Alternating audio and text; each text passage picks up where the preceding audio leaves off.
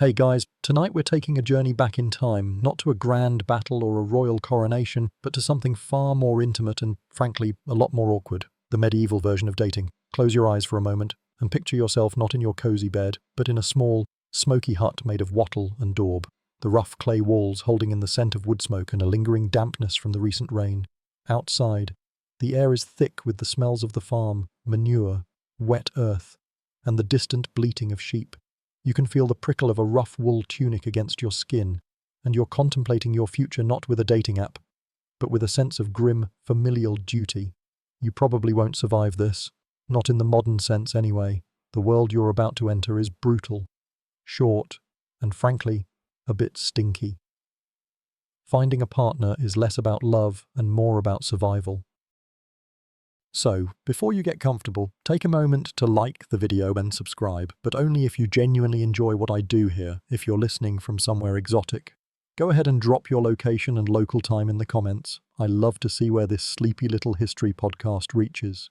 Now, dim the lights, maybe turn on a fan for that soft background hum, and let's ease into tonight's journey together. Your life, from the moment you take your first breath, is not your own. You are a resource, a pawn, a living bridge between two families.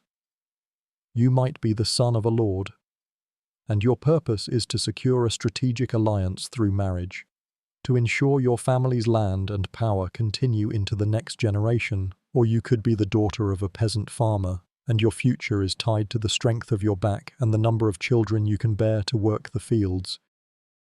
Either way, the grand, sweeping romance you see in movies about knights and ladies, that's a fringe fantasy. It's what you might daydream about while mucking out the pigsty.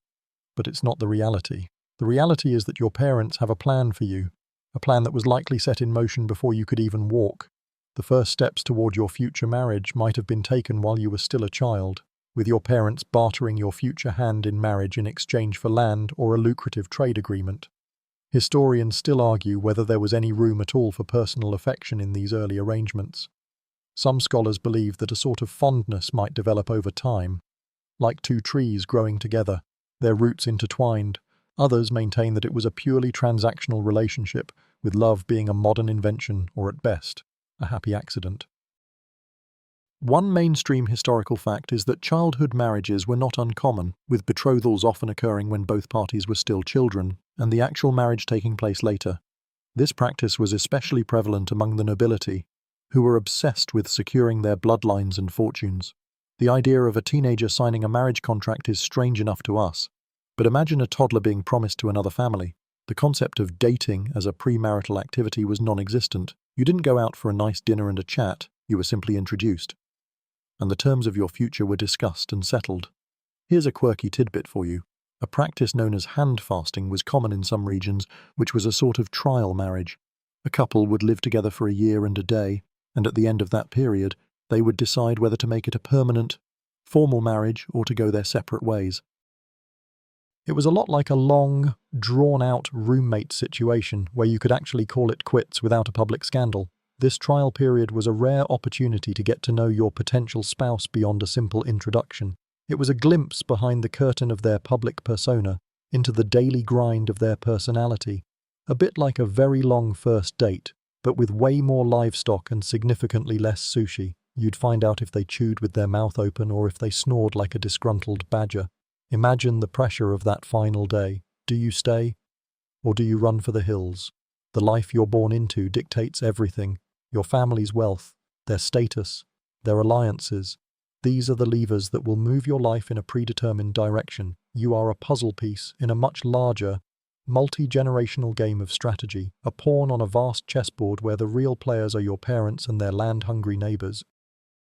There's no escaping your fate, no running away to join the circus or become a wandering bard. Your purpose is clear, and your path is set. The goal is not happiness, but stability, security, and the continuation of your family's line. The pressure is immense. A heavy, invisible weight on your shoulders from the moment you can comprehend what your name means in the eyes of society. As a child, your life is a series of silent appraisals. You are not just playing with your friends in the dirt or learning to fetch water from the well. You are being watched, Every aspect of your behavior is a data point for your parents, your uncles, your aunts, all of them analyzing your suitability as a future spouse. Are you strong? Are you industrious? Do you have a pleasant disposition? These aren't just personality traits, they are marketable assets. Your entire childhood is a kind of pre-market preparation. A modern parallel might be the way parents today coach their kids for college admissions or sports scholarships. But the stakes here are so much higher. This isn't about getting into a good school, it's about securing your family's future and your own survival. Think about it this way. Your parents are essentially venture capitalists, and you are their most promising, or perhaps their only investment. They've poured resources into you, the meager food, the rough-spun clothes, the endless chores that double as training for a life of hard work, and now it's time to see a return on that investment. The marriage market is a cutthroat place. You're competing with every other young person in your village or noble court, all of whom are being groomed for the exact same purpose. And it's not a meritocracy.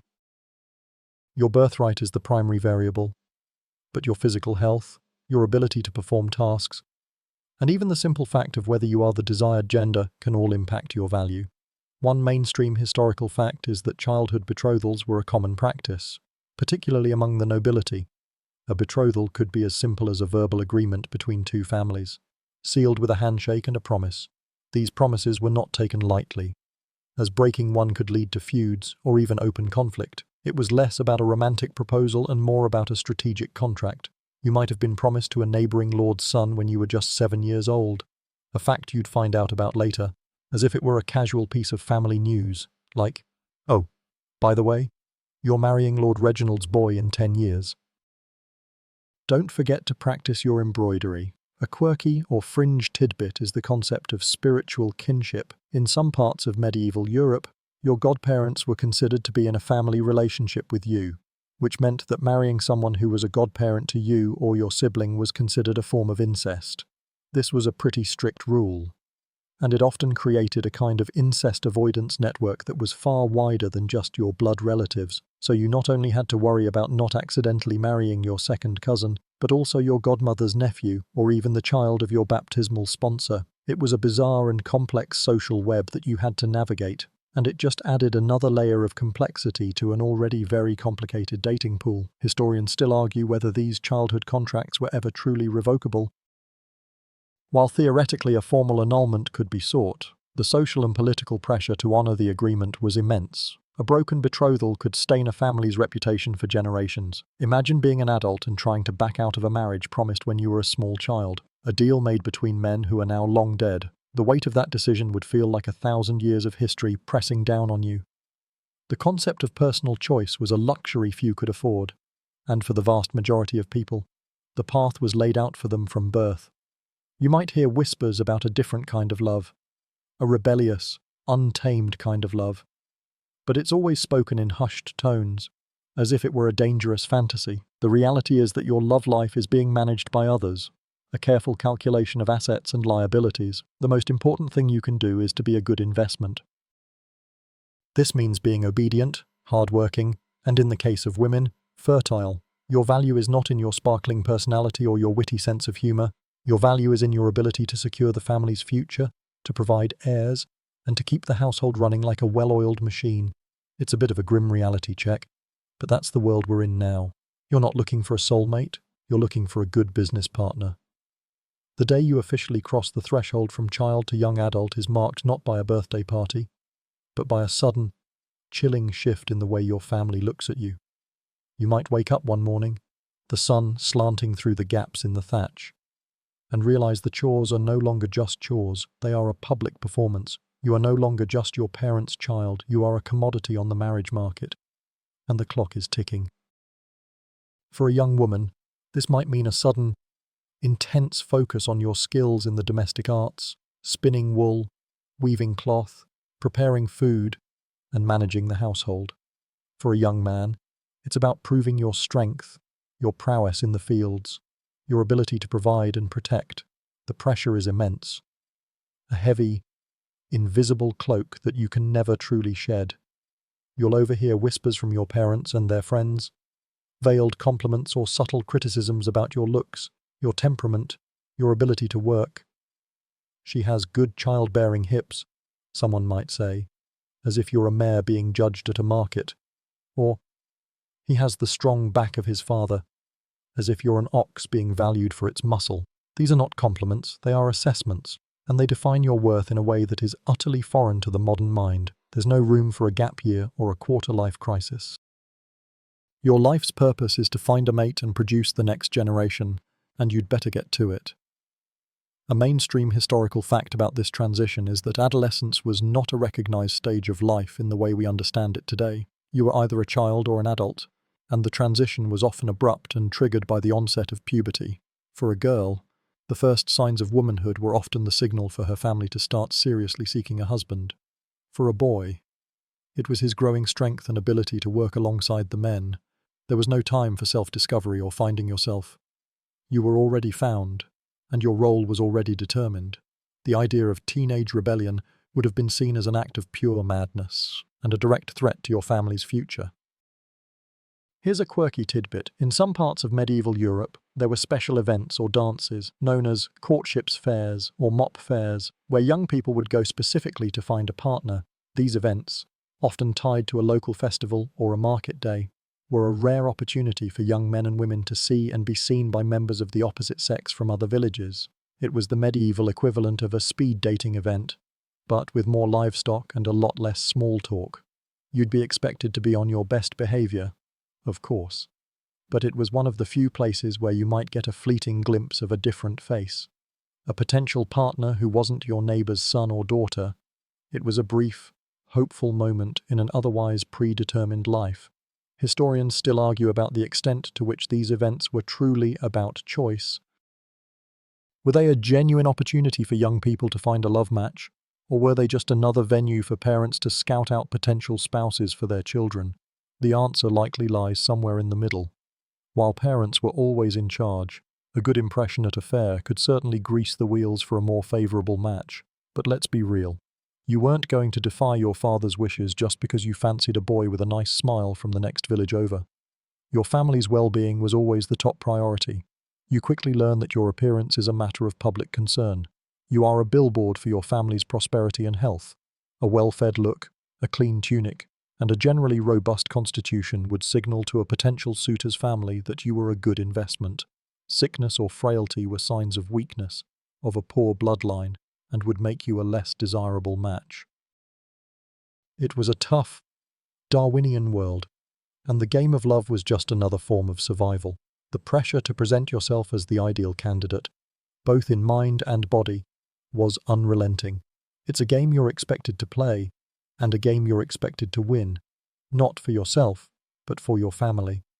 Your marriage is not a personal quest, it's a family business merger. Forget the idea of me or my happiness. In the medieval mindset, the individual exists only as an extension of their family unit. Your parents, your uncles, your grandparents, all of them are your partners in this enterprise, and their honor and prosperity are tied directly to your success in the marriage market. When two families come together, they aren't just creating a new household, they're combining resources, securing alliances, and forging bonds that could last for generations. The stakes are incredibly high, and you are the living embodiment of that contract. A mainstream historical fact is that arranged marriages were the norm across all social classes in medieval Europe, from the highest royalty to the lowest serfs. The choice of a partner was rarely a matter of individual affection. For the nobility, marriage was a key tool in political strategy, used to unite kingdoms, settle land disputes, and secure military backing. For peasants, it was about economics and survival. A strong husband could bring more land and a better crop yield, while a hard-working wife could manage a household and bear healthy children to help with the farm work. Love was a bonus, a happy accident if it ever occurred, but never the primary goal. Historians still argue about the true power dynamic within these arranged marriages. Some believe that while the initial choice was made by the families, many couples grew to love and respect each other over time, building a bond based on shared struggles and mutual dependence. Others maintain that the lack of personal choice led to a general sense of resignation and a lack of genuine affection. The truth is likely somewhere in the middle, a complex mix of duty, obligation, and the quiet hope that things would turn out for the best. Here's a quirky tidbit. The Church, for all its strict rules about marriage, also had a vested interest in keeping the peace. They would often step in to mediate disputes over broken betrothals, sometimes fining a family for breaking a promise or forcing them to go through with the marriage. This was less about protecting the feelings of the jilted party and more about maintaining social order. The church was a powerful third party in every marriage negotiation, a sort of medieval legal system that you couldn't really escape. It's a bit like a pre-nuptial agreement being enforced by an organization with its own army and a direct line to God. The negotiations for your future are taking place behind closed doors, often over casks of ale or goblets of wine. Your family's emissaries, an uncle, a trusted family friend, or perhaps your father himself, are meeting with the other party. They're discussing your assets and liabilities, the land you'll bring to the marriage, the number of cattle you own, your physical health, and your ability to produce heirs. You are a set of numbers, a tally of resources. You might be a bit of an empty slate in all this, but you are the central piece of the puzzle. You are the glue that holds the agreement together. The sense of a shared fate is paramount. Your sister's marriage, your brother's future, it's all part of the same grand tapestry. A good match for one of you can raise the social standing of the whole family, while a poor one can bring everyone down. You are all in this together, for better or for worse, and the pressure to not let anyone down is almost unbearable. You can't afford to be selfish. Your decisions, or lack thereof, have ramifications for everyone around you. It's a stark contrast to the modern idea of finding the one for you and only you. In the Middle Ages, the one was chosen for your entire family, and you were just along for the ride. It's a humbling and terrifying thought. Once the initial negotiations had been successfully concluded, the next step on your path to marriage was the feast. This wasn't a cozy dinner with the in-laws to break the ice. No, this was a full-blown public spectacle, a grand display of wealth and a chance for the two families to size each other up in person. Think of it as a medieval job interview combined with a debutante ball, but instead of trying to get a job or a date, you're trying to secure a lifelong contract. The anxiety would be palpable. You'd be acutely aware of every move you made, every morsel of food you ate, every word you spoke. A mainstream historical fact about these feasts is that they were meticulously planned and often stretched over several days. The menu would be a testament to the host's financial standing, featuring roasted boar, spiced stews, and a variety of fowl, often arranged in elaborate, theatrical displays for the nobility. These feasts were an opportunity to impress. They might even include a sotiltai, a sort of decorative food sculpture made from spiced dough or sugar, molded into the shape of a castle or a legendary beast. The more lavish the feast, the more it signaled to the other family that you were a worthy match. With a stable and prosperous household, historians still argue whether these feasts were more about genuine hospitality or pure intimidation. Was it a chance to get to know your future in-laws? Or was it a cold, calculated display of power designed to make the other family feel small and insignificant? It was probably a little bit of both. You'd be seated at a long table, the air thick with the smell of roasting meat and wood smoke, and all eyes would be on you. You'd catch furtive glances from your future spouse's family, trying to discern your character, your health, and your social graces. The pressure to be on your best behavior would be immense. A misplaced spoon or an awkward burp could be a black mark against your name. A quirky or fringe tidbit is that in some regions, a special drink called the wedding cup would be served. It was a shared goblet, often intricately carved and passed between the betrothed and their families. While this sounds like a nice bonding ritual, in some versions of the tradition, the cup would be laced with herbs or spices that were believed to either ensure fertility or ward off evil spirits. Imagine the pressure of drinking from a cup that was supposed to determine your future happiness and ability to have children. It was less about a toast to the future and more about a high-stakes, magical gamble on your reproductive success. No thanks, I'll stick to a glass of water.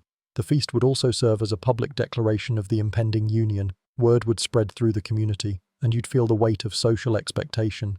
This wasn't a private affair, it was a communal announcement. You and your future spouse were now an officially recognized unit. And all the gossip and speculation that came with it. The villagers would be talking, and you'd have to live up to their expectations. You'd be the subject of hushed conversations and knowing glances. It's a level of public scrutiny that few people today would be comfortable with. But it was just a normal part of life. The food itself would be a topic of discussion, the way the meat was carved, the quality of the bread, the sweetness of the wine. It was all a subtle way of communicating status. The more exotic the ingredients, the higher the family's standing. You might see peacock served, its feathers reattached to the cooked bird for a truly extravagant display. It was the medieval equivalent of a 5-star wedding reception. But the focus was less on the happy couple and more on the family's ability to throw a party. The food, the drink, the fine clothes. It was all just window dressing for a very serious business transaction. You'd just be there, a bit player in your own life story. Watching it all unfold. The feast may be over, but the real work has just begun.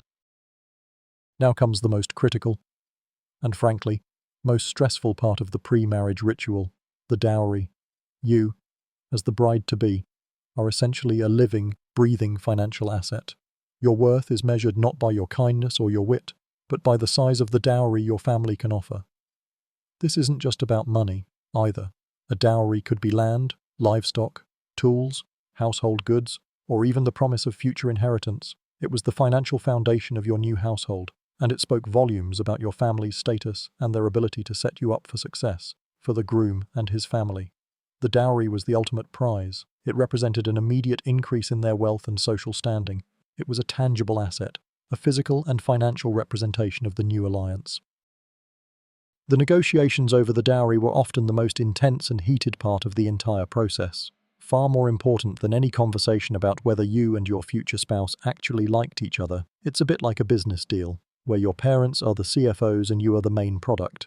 A mainstream historical fact is that the dowry was a widespread and deeply ingrained tradition across medieval Europe, so much so that laws were often in place to protect it. For example, a husband couldn't sell or give away his wife's dowry without her consent, at least in theory.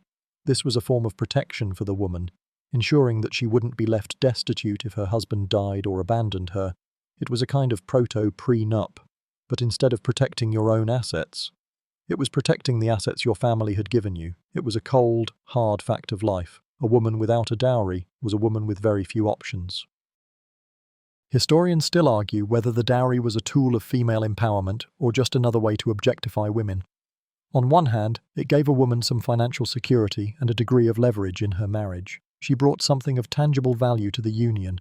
On the other hand, it reinforced the idea that a woman was a possession, an object to be acquired at a certain price. The pressure to provide a large dowry could also be ruinous for a family, pushing them into debt and financial instability. It was a double-edged sword, and for many, the weight of the dowry was a burden that followed them their entire lives. Here's a quirky tidbit. The dowry wasn't just about big-ticket items like land or gold. It could include a variety of bizarre and specific items. A list from a medieval English household might include a certain number of geese, a specified amount of honey, or even a particular type of pot or pan. The details were often painstakingly negotiated and recorded in a legal document. It's as if you were getting married and also stocking your new house all at once, based on a list made by your parents a decade ago. It really makes you appreciate the simplicity of a modern-day wedding registry. The dowry negotiations could be a tense affair. Your father would sit across from the groom's family, haggling over every last cow and coin. The whole time, you'd be a silent presence, your future being debated like the price of a bushel of wheat. The groom, meanwhile, would be getting a bit of a dowry himself. This was known as the dower, or mourning gift, which was a small piece of land or money given to the bride by the groom's family as a sign of his commitment and a form of security for her. But let's be real, it was often a much smaller sum than the dowry itself, a footnote in the much larger financial transaction. The success of your marriage, at least in the eyes of society, was often tied to the size of your dowry.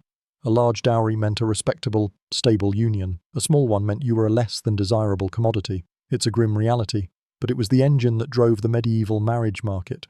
It's no wonder so many of these marriages were based on business rather than love. Love was a luxury, a good dowry was a necessity, with the dowry negotiated and the families in agreement.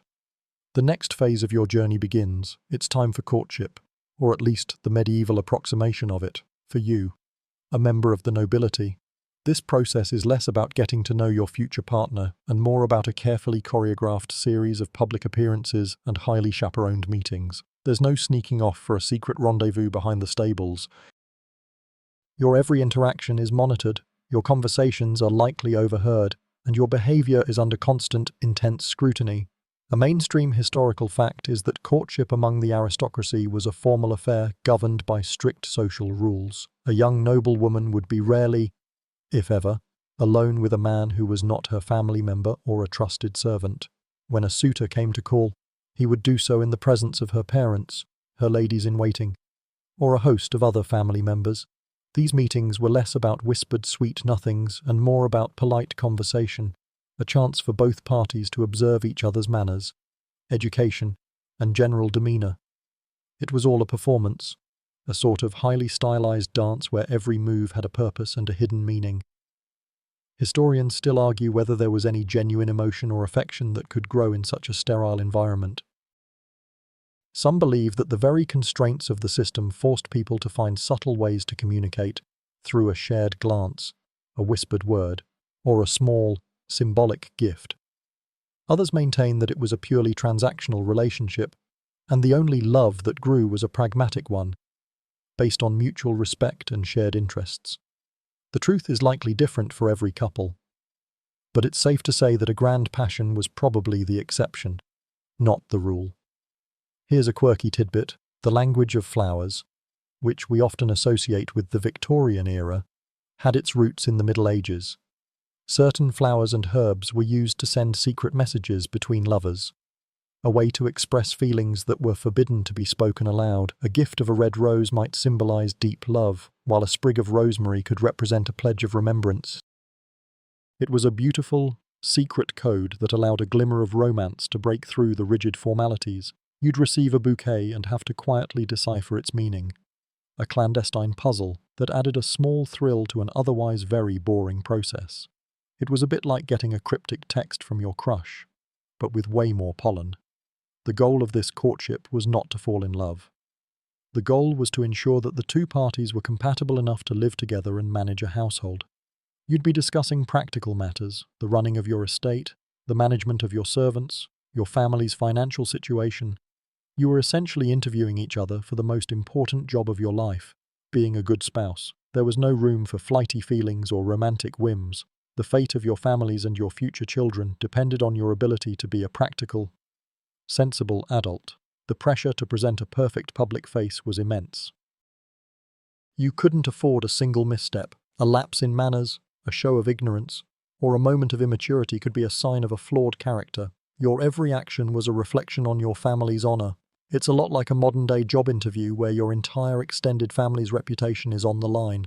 The pressure to be flawless would be terrifying. You'd spend your days rehearsing polite conversation and practicing your posture, all in preparation for these public spectacles.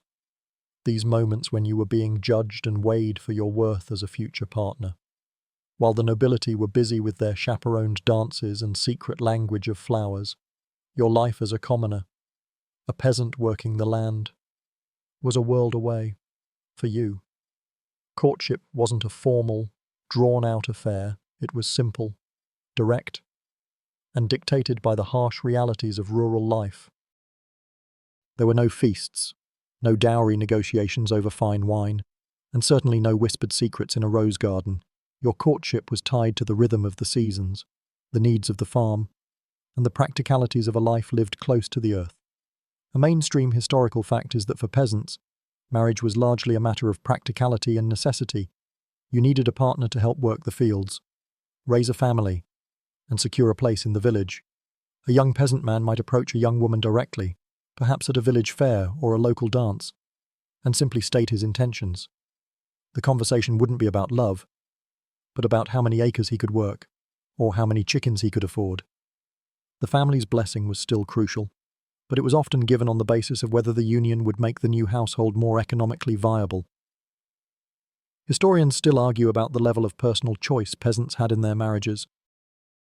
While the romantic image of two young lovers defying their parents is a common trope, the reality was likely more nuanced. A young man might propose to a young woman, but she and her family would have to weigh the economic benefits of the match. A good match could mean the difference between a life of subsistence and a life of relative comfort. The lack of a formal dowry, as seen in the nobility, was often replaced by a simpler exchange of goods, known as a bride price, which might include a few tools, a pig, or a bushel of grain. A quirky or fringe tidbit is the tradition of bundling, which was practiced in some northern European countries.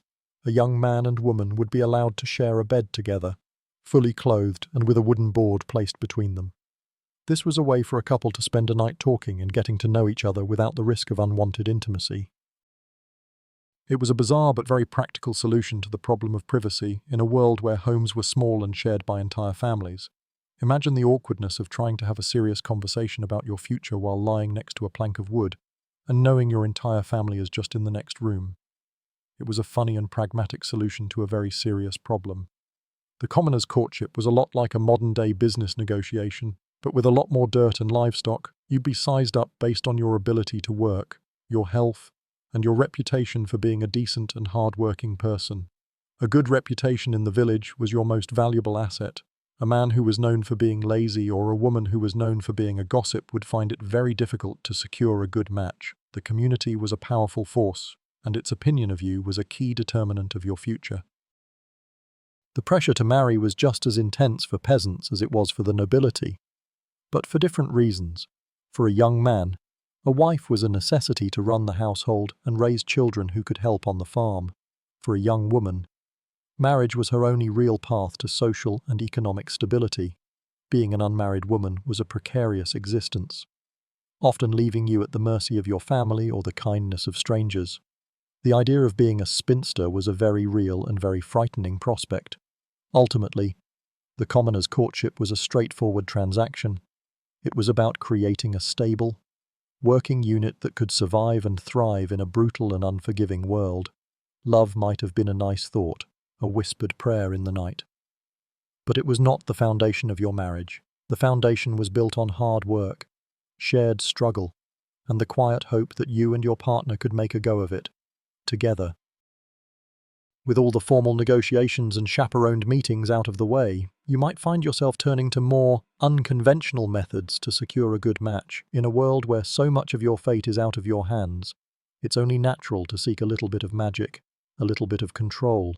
You might find yourself in the hands of a local wise woman or a traveling peddler who promises a love charm or a magical potion that will ensure your future happiness.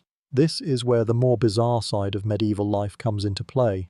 A mainstream historical fact is that superstition was a deeply ingrained part of daily life for people of all social classes, from farmers praying to the saints for a good harvest to nobles seeking a good omen before a battle.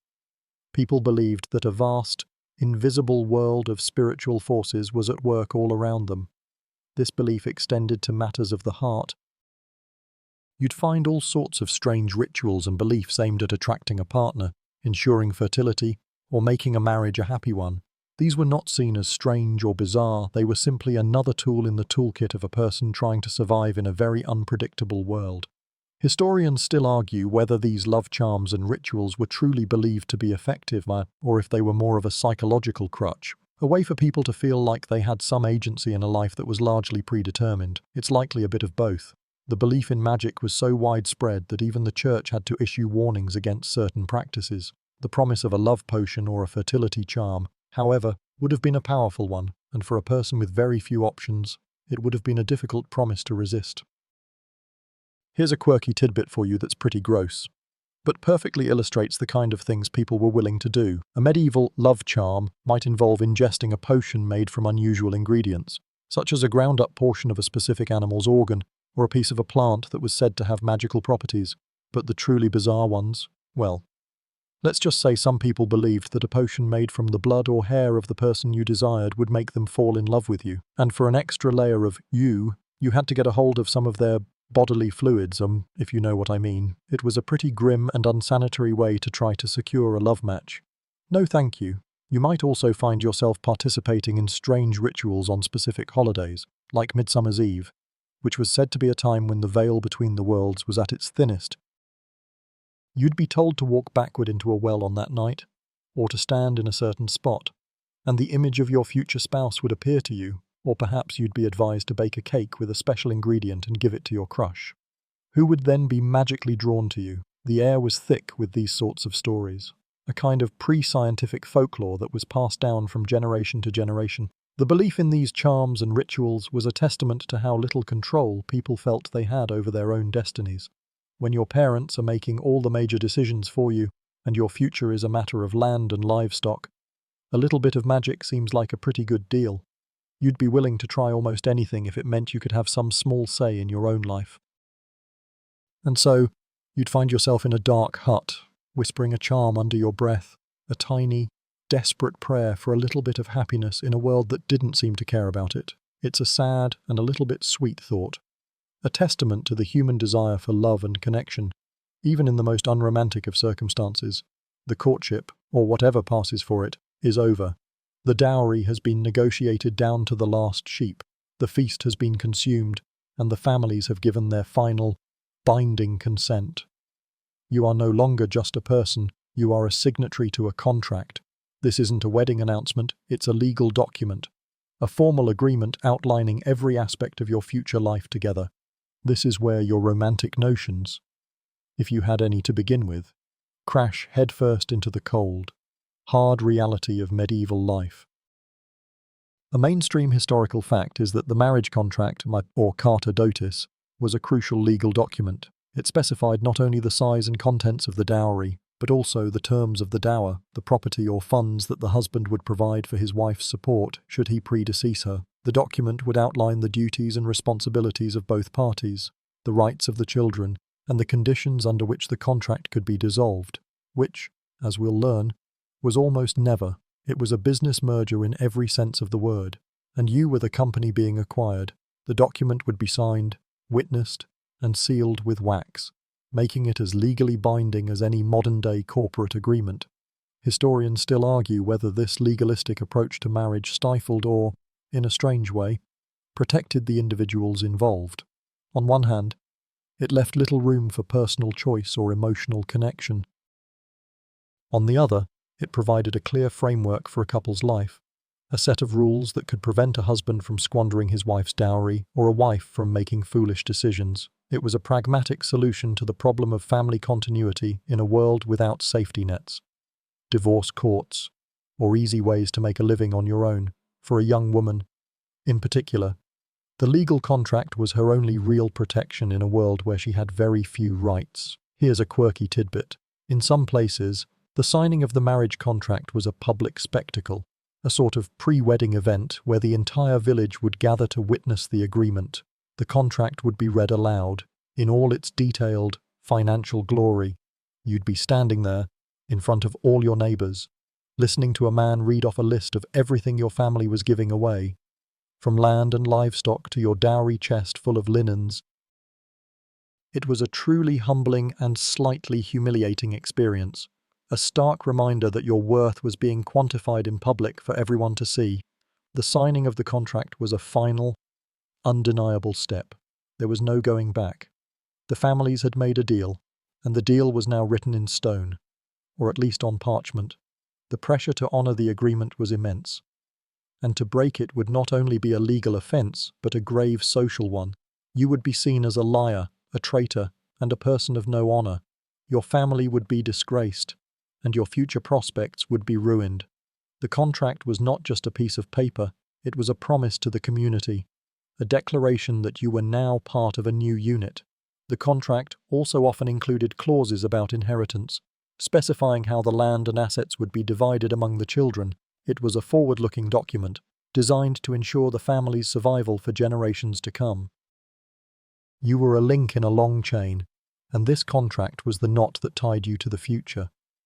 It's a far cry from the modern idea of marriage as a personal, emotional bond. In the Middle Ages, marriage was the engine of society, and the contract was its blueprint. You'd leave the signing ceremony with a heavy heart, perhaps, but also with a sense of certainty. Your future was now officially, legally, and permanently set in stone. The rest of your life was about to begin, and it was all thanks to this single, unromantic document. The long journey to this moment is finally over. The marriage contract is signed, the dowry is settled, and the day of your wedding has arrived. This isn't a day about you, per se, but rather about the public affirmation of the union. It's a day of ritual and symbolism, a grand public spectacle designed to confirm your new status and your new place in the community. You are no longer your father's daughter or a simple farmhand, you are a wife, a partner in a new household. The morning begins with a flurry of activity, your family and friends preparing you for the public rituals to come. A mainstream historical fact is that weddings were not just religious ceremonies, they were also a series of legal and social rituals. The day often began with the morning gift, where the groom would present his bride with a gift, often a piece of jewelry or a small sum of money. This wasn't a romantic gesture, it was a legally required part of the ceremony, a way to show that the groom could provide for his new wife. It was a formal act, a sort of down payment on your future happiness. It was also, in a way, the final financial transaction of the marriage, a last little detail before the big show began. Historians still argue about the significance of the morning gift. Was it a token of affection or a cold, calculated transfer of wealth? Some scholars suggest that over time, the gift evolved from a simple legal requirement into a more personal tradition, a way for a groom to show his bride that he cared. Others maintain that it was always and forever a transactional affair, a final piece of a much larger business deal. The truth, like so many things in the Middle Ages, is probably somewhere in the middle. It was a gesture of respect, a symbol of commitment, but it was also a tangible asset, a little bit of security in a very insecure world. Here's a quirky tidbit. In some regions, a wedding procession would be a truly raucous affair. The wedding party would march through the village, singing songs and making as much noise as possible. The purpose of this was not just to celebrate, but also to ward off evil spirits. People believed that evil spirits were attracted to happy occasions and could curse a new marriage, so the louder the party, the more protected the couple. Imagine a modern-day wedding procession where the guests are banging pots and pans, shouting at the top of their lungs, all in the name of keeping the ghosts away. It would certainly make for an interesting Instagram story. The bride herself would be dressed in her finest clothes, often a new tunic or a dress made from high-quality wool or linen. If her family was wealthy, she might wear a crown of flowers, a symbol of her purity and her new status. The groom, meanwhile, would be wearing his best tunic and hose, perhaps a fine belt or a new pair of boots. This wasn't just about looking good for the pictures, it was about showing the community that the new couple was prosperous and that their union was a good one. It was a public performance, and you were the star of the show. The day would be a whirlwind of activity, from the procession to the church, to the ceremony, and finally to the feast. You would be swept along by the traditions and the expectations, a passive participant in your own wedding. There would be little time for quiet reflection or for a private moment with your new spouse. Your life, your marriage, was a public affair, and the community was there to witness it. The entire day was a testament to the idea that a marriage was not just about two people, it was about two families, two communities, and a shared future. You were no longer alone, and that was a very good and very terrifying thing. The wedding procession has made its way to the church, and now, for the first time, you find yourself standing before the altar, the center of attention. This is where the religious and legal aspects of your marriage are formally combined. In a ceremony that is both a solemn oath and a public declaration, the priest stands before you. A stern and unyielding figure who represents not only the will of God but also the social order of your community. He is there to ensure that this is a valid and binding union, not just in the eyes of the law, but in the eyes of the church as well. A mainstream historical fact is that the exchange of vows was a relatively simple but highly significant part of the ceremony. The couple would declare their consent to the marriage, often using a simple formula like, I, groom's name, take thee, bride's name, to be my wedded wife. This verbal consent was the legally binding moment of the ceremony. The church was very clear on this point. A marriage was made by the free consent of the couple, even if that free consent was often heavily coerced by family pressure. This was a crucial point, as it made the marriage legally valid, even if it wasn't performed in a church. Though doing so was seen as a much more respectable and sacred act, historians still argue whether the church's emphasis on consent gave a woman any real power in the marriage process. While theoretically a woman could refuse her consent, the social and familial pressure to go through with the ceremony would have been immense. A refusal could mean ruin for her and her family. So, while the church's doctrine was progressive in theory, the reality on the ground was often a lot more complicated. The priest might ask you if you consented to the marriage, but you would know, deep down, that there was only one possible answer. Here's a quirky tidbit. The wedding ring, a symbol we still use today, had a slightly different meaning in the Middle Ages. The ring was often a sign of the dowry, a physical representation of the wealth the woman was bringing into the marriage. It was less about a romantic symbol of eternal love and more about a practical sign of a good financial transaction. In some cases, the ring would be a fade ring, a ring with two hands clasped together, symbolizing the two families coming together. It was a beautiful symbol, to be sure, but its primary purpose was a legal one. After the vows, there would be a series of public rituals designed to seal the union. The priest would bless the couple and their union, and in many cases, there would be a formal joining of hands, a physical representation of the two families coming together. The entire ceremony was a public spectacle, a show for the community. The more people who witnessed the marriage, the more valid it was considered to be. It was a form of social insurance, a way to ensure that no one could ever question the legitimacy of your union. The atmosphere in the church would be a strange mix of solemnity and excitement, while the ceremony itself was very serious. You could hear the whispers of the villagers and the restless shuffling of the children. Everyone had a vested interest in your wedding, as it meant a new household, a new family, and a new generation to come. You were a part of something much bigger than yourself, and the entire community was there to witness it. You'd leave the church with a new name and a new status, a person who had officially crossed the threshold from a single person to a married one. The walk out of the church would be a walk into your new life, a life that was now officially and permanently intertwined with another. The wedding ceremony is over, but the day's events are far from done.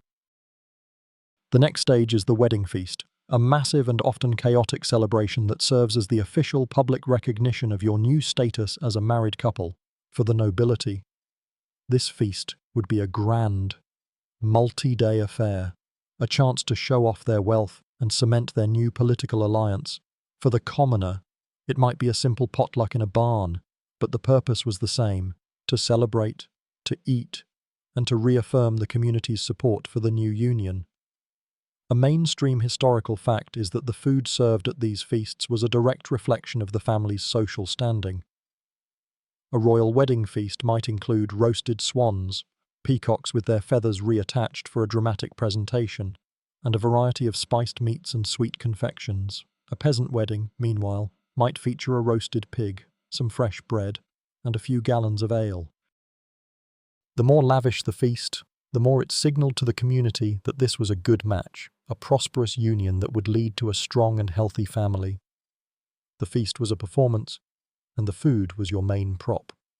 Historians still argue about the true nature of the medieval wedding feast. Was it a joyous celebration, a chance for the couple to finally relax and be happy? Or was it just another stressful and formal event, a final piece of a business transaction? The truth is likely a bit of both.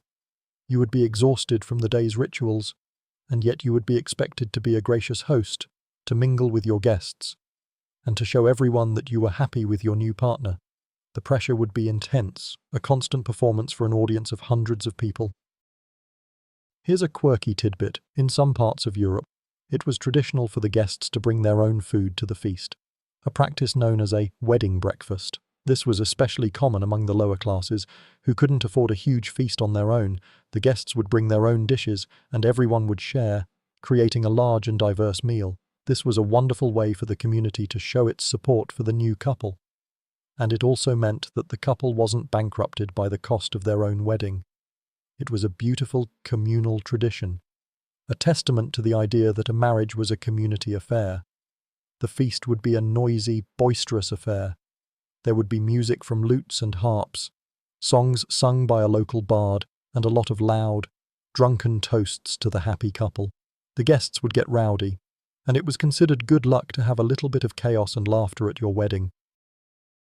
The more people who were having a good time, the more it was a sign that the new marriage was a success. You'd be sitting there, probably a little overwhelmed by it all, watching your new life unfold in a whirlwind of food, drink, and celebration.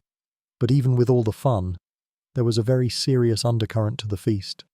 It was a chance for the two families to sit down and talk, to discuss business, and to cement their new alliance. The feast wasn't just a party, it was a negotiation, a final opportunity for the two families to get to know each other and to make sure that they were all on the same page. You'd be the centerpiece of it all, a silent presence at the head of the table, listening to the grown-ups talk business while you ate your roasted meat. It was a stark reminder that your marriage was a transaction, a merger of families, and that the party was just the window dressing for the very serious business that lay beneath. The wedding feast is winding down, but the day's rituals are not yet complete. The final, and perhaps most cringeworthy, part of the medieval wedding is about to begin, the bedding ceremony.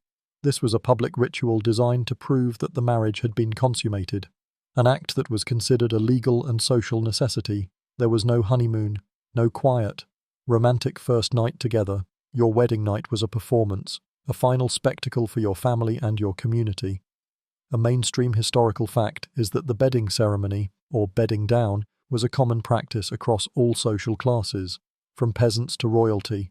The newly married couple would be formally escorted to their bedchamber by their wedding party. The guests would sing ribald songs, make suggestive jokes, and offer advice on how to perform their marital duties. The entire affair was designed to be as loud and as public as possible, leaving no doubt that the marriage was legitimate and that the couple would be able to produce heirs. For a modern person, this would be an utterly mortifying experience. Historians still argue about the true nature of the bedding ceremony. Was it a form of social control, a way to ensure that marriages were legitimate and that there would be no claims of fraud or impotence? Or was it a crude form of entertainment, a last hurrah for the wedding party before they went home? It was likely both. It was a way for the community to witness the final, most intimate part of the wedding, and it was also a way to enforce the social order. The bedding ceremony was a public affirmation of a very private act, a way to ensure that the marriage was valid in the eyes of everyone, not just the couple. Here's a quirky tidbit. The bedding ceremony often involved a lot of very specific rituals. The bride would be undressed by the female guests, and the groom would be undressed by the male guests. The couple would then be tucked into bed together, often with a lot of pushing and shoving from the guests, who would then leave them to their business, but only after they had made a variety of crude jokes. In some cases, a witness, often a trusted servant or a family member, would be required to remain in the room, just to make sure that the consummation had occurred. It was a humiliating and utterly unromantic end to a very long day. The bedding ceremony was a stark reminder that your body, your marriage, and your sex life were not your own. They belonged to your family, to your community, and to your future children. You were a vessel for the continuation of your family line, and this ceremony was a public affirmation of that fact. The pressure to perform would be immense, and the lack of privacy would be a truly terrifying thing. You would be expected to perform your duty, to consummate the marriage, and to prove to everyone that you were capable of producing the next generation. The bedding ceremony was the final act of your wedding day. After that, the guests would go home, the music would fade, and you would be left alone with your new spouse. The quiet that followed would be a strange one, a silence that was a stark contrast to the noise and chaos of the day. You would be lying there, in the dark, with a person who was now your life partner, a person you may not have known very well, but a person with whom you were now forever bound. The bedding ceremony was a brutal and unromantic end to a very long journey, but it was also a beginning, the start of your new life as a married person. It was a chilling and sobering thought, a quiet moment after all the noise. The wedding is over, the guests have gone home, and the humiliating bedding ceremony is a hazy, slightly mortifying memory. You are now, officially and legally, a married person. But don't expect a relaxing honeymoon or a period of romantic bliss. Your new reality is a whirlwind of duties, responsibilities, and a steep learning curve. The honeymoon period is short, if it exists at all, and it's quickly replaced by the mundane, but critical, business of running a household. A mainstream historical fact is that newlywed life was less about personal connection and more about shared labor and household management. For the noble couple, this meant a massive estate to oversee, dozens of servants to manage, and a complex social calendar to navigate. For the peasant couple, it meant a new set of fields to plough, a hut to maintain, and the endless work of raising crops and livestock. Your new life wasn't a fairy tale, it was a business partnership, and your success depended on your ability to work together to ensure your family's survival and prosperity. Historians still argue about whether genuine affection could grow from such a pragmatic foundation. Some scholars believe that the shared struggles and mutual dependence of medieval life would often forge a deep and lasting bond between a couple. After all, you were a team, a unit against the world, and you had to rely on each other for everything from food to protection. Others maintain that the lack of personal choice and the constant pressure of survival would make a true love match a rare and precious thing, a happy accident rather than a planned outcome. The truth is likely somewhere in the middle, a complex mix of duty, respect, and the quiet hope that you'd get along with the person you were now tied to for life. Here's a quirky tidbit. In some places, it was common for a newly married couple to receive a gift of a beehive. Bees were seen as a symbol of prosperity, hard work, and communal harmony. The hive represented the new household, and the bees represented the busy, industrious couple who would work together to create a prosperous future. It was a sweet and symbolic gift, a beautiful way to wish a new couple good luck. It was also, of course, a very practical gift. Honey was a valuable commodity, a source of sweetness in a world with very little of it. It was a simple, but beautiful, tradition. Your first days as a newlywed would be a crash course in your new role. For a new bride, you'd be learning the ins and outs of your new household, from managing the servants to knowing where the best hunting grounds were.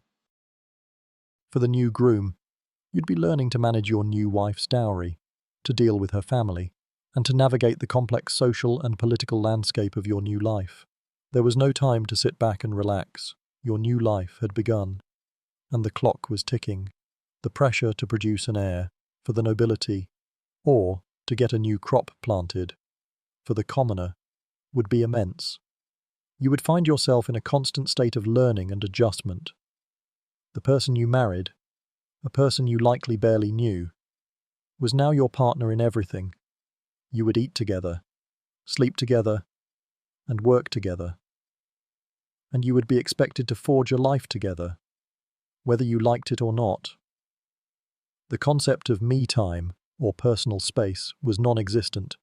You were part of a unit, and your identity was now tied to your new family. It was a sobering and challenging reality. A far cry from the modern idea of a romantic love story. Your love life, if you had one, was a subplot in a much larger story about survival and family continuity. You've successfully navigated the courtship, the dowry, the wedding, and the bedding ceremony. You are a married person, and now, the most critical part of your existence begins, the high stakes of childbirth. For a noble family, this is the entire reason for your marriage. For a peasant family, it's the key to their survival. The pressure to produce an heir, and to do so quickly, is immense. Your worth, both as a person and as a partner, is now measured in your ability to conceive and give birth. A mainstream historical fact is that childbirth was the most dangerous part of a medieval woman's life. The mortality rate for both mother and child was astronomically high. There were no doctors in the modern sense, no sterile environments, and little understanding of hygiene. A woman in labour was at the mercy of the local midwife, whose knowledge was based on a mix of tradition, superstition, and a little bit of common sense. The process was seen as a sacred but perilous journey, a moment of reckoning with God, and a test of a woman's strength and resilience. The fear of childbirth would have been a constant, low-level hum of anxiety for any married woman. Historians still argue about the true death rate of women in childbirth. While we have some records, they are often incomplete and don't tell the full story. Some scholars believe the death rate was as high as 1 in 5, while others believe it was lower, closer to 1 in 30. The number likely varied greatly depending on the woman's social class, her health, and the skills of the midwife. But no matter the number, the fact remains that a woman's first child, and every child after that, was a roll of the dice with her own life. Here's a quirky tidbit. To aid in a difficult birth, a midwife might use a variety of unusual charms and rituals, A woman in labor might be given a potion made of powdered pearls or ground up precious stones, or she might be asked to hold on to a blessed object, like a piece of the true cross, for strength. But the strangest ritual, in some cases, a small piece of parchment with a prayer or a blessing written on it would be placed on the woman's belly, or even in her mouth, to give her strength and to ask for a safe delivery. The parchment would be a last resort, a desperate prayer in a moment of extreme pain and fear. It sounds a little gross, but in a world with no pain medicine, you'd try anything. The pressure to produce a male heir was particularly intense for a noble family. A male heir was the key to their legacy, to the continuation of their name and their land. Without a son, a family's line could die out, and their land could be passed on to a distant relative or even to a rival family. A wife who failed to produce a son might find her husband seeking an annulment or, in some cases, even a new wife. The burden of this responsibility would be a heavy one, a constant, unspoken weight on your shoulders. For a peasant couple, the pressure was also very real, but for different reasons. More children meant more hands to work the fields, a better chance of survival for the family as a whole. But every child was also a risk, a new mouth to feed in a world where food was often scarce. The life of a peasant was a constant balancing act, a struggle between the need for more labor and the very real dangers of childbirth and a new hungry mouth. The moment of childbirth was a very public and a very gender-specific event. The women of the village would gather around the birthing mother, offering support, prayers, and advice. The husband would often be relegated to a different room, left to pray and pace and hope for the best. The birth of a child was a moment of intense joy and intense fear, a moment where life and death hung in the balance. It was a stark reminder of the fragile nature of medieval existence, and of the immense courage it took to be a mother. With the baby safely delivered, and the immediate fear of death having subsided, you can now begin to understand your husband's role in this new life you're building. His job, a far cry from modern romantic ideals, is primarily one of provision and protection. He is the head of the household, a patriarch in every sense of the word, and his worth is measured by his ability to maintain order, provide for his family, and defend his property. This is his burden, his singular purpose in this life.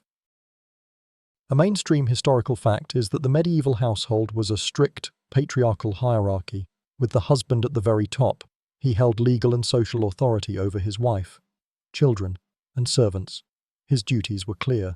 He was responsible for the family's economic well-being, whether that meant managing a vast feudal estate or simply working the family farm. He was the public face of the family, the one who negotiated with the lord, the one who attended village meetings, and the one who represented the family's interests in all matters. His wife, meanwhile, was relegated to the private, domestic sphere. Her work just as crucial but far less visible. Historians still argue about the true nature of this patriarchal power. Was it a form of brutal oppression, or was it a necessary social structure in a world with no legal safety nets? Some scholars believe that while the husband had absolute authority in theory, a wife's influence and power often grew over time, especially in matters of the household and the raising of children. Others maintain that a wife was little more than a piece of property, and that her life was entirely at the mercy of her husband. The truth is likely a complex mix of both. A good wife might wield a lot of subtle power in the household, but a husband's authority was always the final word. Here's a quirky tidbit. A medieval husband's primary duty wasn't just to provide for his family, but to ensure their spiritual well-being. He was expected to lead the family in prayer, to ensure they attended church, and to teach his children about the Bible and the lives of the saints. In a world where the spiritual and the temporal were so intertwined, a man's role was not just to put food on the table but to ensure his family's salvation. It was a lot of pressure, a job with both earthly and eternal consequences. Imagine the weight of that responsibility, a literal and spiritual guide for your entire family. Your husband's life would be a constant struggle against the forces of nature and the vagaries of a feudal system. He would be in charge of the ploughing and the planting, the harvesting and the selling. He would be the one to deal with the lord of the manor, to pay the taxes, and to deal with any disputes that might arise. His days would be long, filled with back-breaking labor or the complex and often brutal world of medieval politics. He was a provider, a protector, and a leader, and his entire life was a testament to his ability to fulfill these roles. The concept of a husband as a best friend or a romantic partner was almost non-existent. He was your boss, your provider, and the father of your children. Your relationship with him was based on mutual respect, shared labor, and a joint effort to ensure the survival and prosperity of your household. He had his duties, and you had yours, and the success of your life together depended on your ability to work as a team. He might not bring you flowers, but he would bring you food, and in the medieval world, that was a far greater sign of love. It was a practical, unromantic reality, but it was a reality that worked. Your husband's life is one of provision and protection, and now, it's time to understand your own. Your role as a medieval wife is just as demanding, just as critical, and perhaps even more relentless. While your husband works in the fields or the political arena, your labor is centered on the home. This isn't just about cooking and cleaning, though there's plenty of that. This is about managing a miniature kingdom, a complex system of production and consumption that is the very heart of your household. A mainstream historical fact is that a medieval wife was the manager of the domestic economy. She was responsible for a huge number of tasks, from spinning and weaving the family's clothes to making bread, brewing ale, and preserving food for the long, hard winter. She would also be in charge of the family's livestock, raising chickens for eggs and meat, and tending to the family's small garden. Her work was endless, a constant cycle of production and maintenance. The saying, "A man works from sun to sun, but a woman's work is never done," was never more true than in the Middle Ages. Historians still argue about the true power of a medieval wife within her domestic sphere. While she had no legal authority, her practical knowledge and management skills were absolutely essential for the family's survival. Some scholars believe that this gave her a great deal of informal power, a sort of silent influence over her husband and her family. Others maintain that no matter how competent she was still a subordinate, and her power was always subject to her husband's whim. It was a fine line to walk, a constant balancing act between being an efficient manager and a subordinate wife. Here's a quirky tidbit. One of the most important jobs of a medieval wife was to be a healer and a doctor for her family. With no doctors and no hospitals, a woman had to have a deep knowledge of herbs, tinctures, and folk remedies. She would be the one to treat a child's fever with a certain tea, or to mend a broken bone with a homemade poultice. Her knowledge of these natural remedies was often passed down from her mother and grandmother, a kind of unwritten medical tradition that was both an art and a science. It was a role that was both empowering and terrifying, a life and death responsibility that rested squarely on her shoulders. Your day would begin before the sun came up and would not end until long after it had set. You'd be up with the chickens, making a fire, and preparing the day's first meal. You'd be spinning wool, mending clothes, and tending to the children. You'd be in charge of the household budget, making sure there was enough food to last the week and enough grain to last the winter. Your work was both a physical and a mental marathon, a constant, low-level stress that never really went away. The concept of a housewife in the modern sense doesn't really do justice to the sheer volume of a medieval woman's labor. She was a master of a dozen different trades, a multitasker who had to be an expert in everything from cooking to medicine to animal husbandry. Her value was not in her looks or her charm, but in her competence, her industry, and her ability to keep her family alive and well. It was an unromantic but deeply satisfying life, a life of purpose and hard work. Your marriage was a partnership, a business venture, and your labor was just as valuable as your husband's. It was a quiet kind of power, but it was power nonetheless. Your marriage, as we've seen, is a practical, no-nonsense affair, but there's a parallel universe of romance that exists alongside this reality.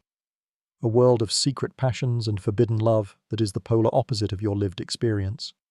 This is the world of courtly love, a set of ideas and customs that flourished in the courts of the nobility. It was a world of knights and ladies, of secret admirers and impossible loves, a sort of medieval fan fiction that captured the imagination of the upper classes. A mainstream historical fact is that courtly love was an idealized and often unconsummated form of romance that existed outside of marriage. It was a game, a form of intellectual and emotional play that allowed men and women to explore the idea of love without the messy reality of a real-life affair. A knight would pledge his devotion to a married lady, and he would perform great deeds in her honor. He would write her poetry, sing her songs, and fight in tournaments for her love. But the love was meant to be pure and spiritual, a sort of emotional foreplay that was never supposed to be fulfilled. Historians still argue about whether courtly love was ever a real thing, or if it was just a literary trope, a fantasy cooked up by poets and musicians. Some scholars believe that it was a sort of rebellious movement, a way for people to express their desire for a deeper, more emotional connection in a world of loveless marriages. Others maintain that it was a purely fictional construct, a form of entertainment for the bored aristocracy. The truth is likely somewhere in the middle. It was a beautiful idea, a dream of a different kind of love. But it was a dream that was rarely, if ever, a reality. Here's a quirky tidbit. The rules of courtly love were surprisingly specific and often contradictory. One of the key tenets was that a woman should be unapproachable and demanding, and a man should be brave and humble. It was a game of cat and mouse, a dance of power and submission. The more unattainable the woman, the more passionate the man's love. It was a twisted, but fascinating, way to think about romance. The rules were even codified in some places, with lists of do's and don'ts for a man who wanted to be a good courtly lover. It's like a medieval self-help book for guys who want to get a girl. But the girl is already married and the relationship will never be consummated. Courtly love, for all its idealism, was often a very public and very performative act. A knight might wear his lady's colours in a tournament, or he might dedicate a song to her in front of a whole court. It was a way to show off your poetic and romantic prowess, a sort of social currency that had nothing to do with money or power. It was a way for people to express a desire for something more, a little bit of magic in a world that was otherwise very grim and very practical. The paradox of courtly love is that it was a celebration of a kind of love that was explicitly forbidden. It was a game played by people who were locked in loveless, arranged marriages. It was a fantasy, a beautiful lie that allowed people to dream of a different life. It was a world away from the reality of your life, but it was a world that, for a few brief moments, you could enter, either by reading a poem or by listening to a travelling troubadour sing a song. It was a beautiful and ultimately very sad escape. Courtly love, with its secret trysts and romantic fantasies, exists on the very edge of a much harsher reality, adultery. While the poets and troubadours sang of unconsummated passion, the real-life consequences of acting on that passion were brutal, especially for women. In a world where a woman's honor and a family's reputation were directly tied to her chastity and fidelity, adultery was not just a moral failing, it was a grave crime with severe social and legal ramifications. A mainstream historical fact is that the punishment for adultery was wildly unequal for men and women. A husband who had an affair might be censured or fined, but it was rarely a life-altering event for him. A wife who committed adultery, however, could face public humiliation, physical punishment, or even death. Her life was, quite literally, in the hands of her husband and her family. She was seen as a source of dishonor, a person who had betrayed not just her husband, but her entire lineage. This was because her adultery could introduce a child of unknown paternity into the family line, threatening the inheritance and the very continuity of the family name. Historians still argue about the true frequency of adultery in the Middle Ages. Was it a rare and dangerous act, or was it more common than the records would suggest, with many affairs going unpunished and unrecorded? It's a question that's difficult to answer, as the historical record is often silent on these private matters. Some scholars believe that the very strictness of the rules may have led to more secret affairs, while others believe that the fear of the consequences was enough to keep most people in line. The truth is likely somewhere in the middle. Here's a quirky tidbit. In some parts of medieval Germany, a husband was legally allowed to kill his wife and her lover if he caught them in the act. This was known as justifiable homicide, and it was a form of self-help justice that was legally sanctioned. The law was an extreme example of the double standard in place, a clear message that a woman's body belonged to her husband and that her infidelity was a crime of the highest order. Imagine living in a world where your husband had the legal right to kill you for an act of betrayal. It's a terrifying thought. The fear of being caught would be a constant, low-level hum of anxiety for anyone considering an affair. An illicit relationship could mean ruin for a woman, not just for her but for her children, who might be disowned and lose their inheritance. A public scandal could also bring shame to her family, damaging their reputation and their social standing. The stakes were incredibly high, and the risk was often not worth the reward. The double standard for adultery was a stark reflection of the patriarchal nature of medieval society. A man's honor was not tied to his fidelity in the same way a woman's was. A man's infidelity was often seen as a minor transgression, a natural impulse that could be forgiven. A woman's, however, was a grave offense, a crime against her family, her husband, and the very social order. The difference in the punishments for men and women was a clear message about who had power and who did not. It was a brutal and unforgiving world, and for a woman, the consequences of a momentary lapse in judgment could be a matter of life and death. You've entered a marriage that, for all its legal binding, has become unbearable. Perhaps your spouse is cruel, or perhaps the union is simply a miserable one. In our modern world, the solution would be a divorce. In the Middle Ages, however, the concept of divorce, as we know it, was almost non-existent. Instead, the only option was to seek an annulment, a complicated and often expensive process that was not about ending a marriage, but about proving that one had never existed in the first place. A mainstream historical fact is that annulment was the only way to dissolve a marriage in the eyes of the Church. An annulment was granted on a very narrow set of grounds.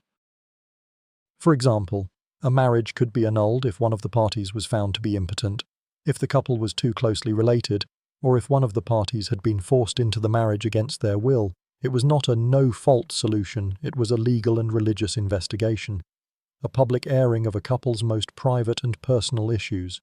The process could take years and would often involve a lot of public testimony and legal wrangling. Historians still argue about how often annulments were granted and who had the power to get one. While in theory, anyone could seek an annulment, in practice, it was a process that was largely reserved for the wealthy and the powerful. A commoner would have a very difficult time affording the legal fees and the time off work to pursue an annulment. The process was a tool of the aristocracy, a way for kings and queens to dissolve unwanted marriages and secure new alliances. For the common person, a bad marriage was a life sentence. Here's a quirky tidbit. One of the most common grounds for an annulment was spiritual kinship. This was the belief that if you and your spouse were godparents to the same child, or if you were related in any way to your spouse's godparents, your marriage was invalid. This was a very loose and often abused rule that was sometimes used as an excuse to dissolve a marriage that had become politically inconvenient. Imagine trying to end a marriage by proving that your wife's third cousin was also your godmother's son. It was a bizarre and convoluted legal argument, but it was often the only one available. The process of seeking an annulment was a very public and humiliating one. You would be required to testify in front of a church court, to share the most intimate details of your marriage, and to prove that your union was invalid. The process was less about finding a solution to your problem and more about a public investigation into your life. It was a terrible experience, a last-ditch effort to escape a miserable situation. And it was a testament to the fact that in the Middle Ages, there was very little room for personal happiness or personal choice. The fact that annulment was the only option for ending a marriage was a clear message from the Church. A marriage was a sacred and permanent bond, a promise made to God and to your community. It was not something that could be undone just because you were unhappy. The Church's strict rules on marriage were a form of social control, a way to ensure the stability of families and communities. The process of annulment was a small but narrow window of escape, and it was a window that was rarely open to the common person. The vast majority of people were locked into their marriages for life, for better or for worse. Annulment, as you've seen, was a difficult and rare path to freedom, but a true divorce, the kind that ends a marriage completely and allows for remarriage, was a legal impossibility. The Church's doctrine was clear: a marriage was a sacrament, a sacred bond that could not be broken by man. This was a radical idea in the Middle Ages, a time when many other societies, including some that existed before and alongside them, had some form of divorce. The Catholic Church's absolute opposition to divorce was a powerful and often life-altering force for anyone who found themselves in a bad marriage. A mainstream historical fact is that the Church's stance on divorce was a major point of contention between the secular and religious authorities. Kings and queens, for political reasons, often sought to end their marriages and marry new partners to secure an alliance or produce a male heir. The Church, however, would often refuse, leading to some of the most famous and dramatic conflicts in medieval history.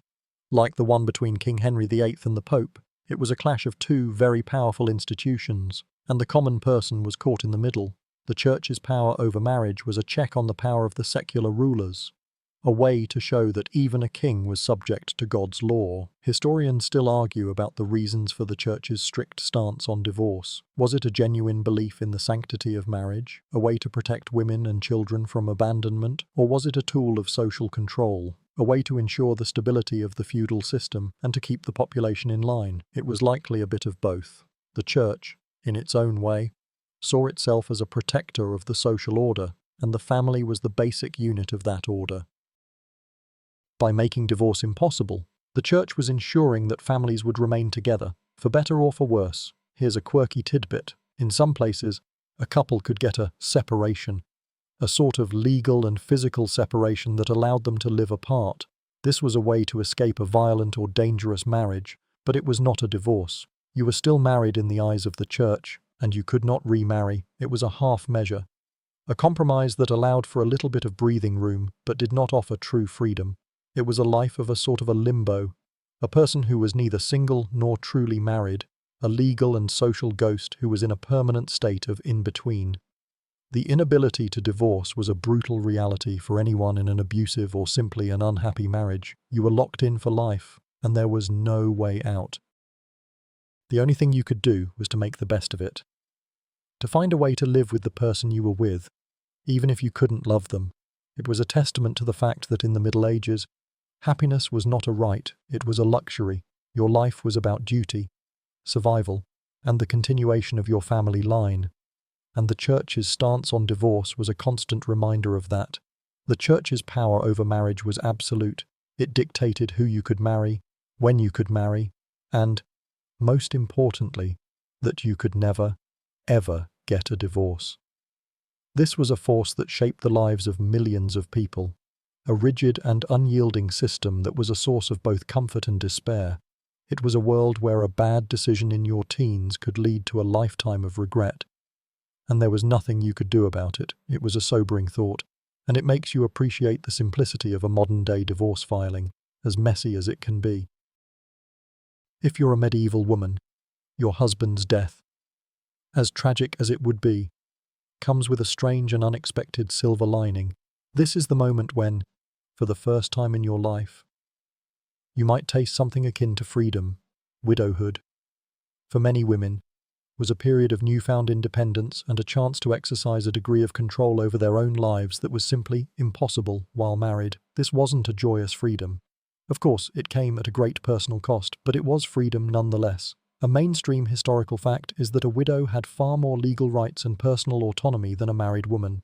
In a world where a married woman was legally a femme couverte, or a covered woman, her identity and her legal rights were subsumed by her husband. She could not own property in her own name, make contracts, or sue anyone in court. A widow, however, reverted to the status of a femme sole, or a single woman. She could own and manage property, enter into contracts, and even run her own business. For many women, this was a life-altering change, a chance to finally be their own person. Historians still argue about whether this newfound freedom was a real opportunity or a heavy burden. Some scholars believe that for a woman who was used to being managed by her husband, the sudden responsibility of managing a household and a business would be terrifying and overwhelming. Others argue that this was a rare and precious opportunity, a chance to live a life on her own terms. It's likely a bit of both. The weight of responsibility would be immense, but the taste of freedom would be a powerful one. Here's a quirky tidbit. The life of a rich widow was often a very desirable one for men. A rich widow was not only a woman of means, but she was also a woman who was in charge of her own destiny. She could choose her own partner for a second marriage, or she could choose to remain single. She was a prize to be won. A woman with a dowry who was no longer tied to her family's whim. For a man looking for a good match, a rich widow was often a better bet than a young, unmarried woman who was still under the thumb of her father.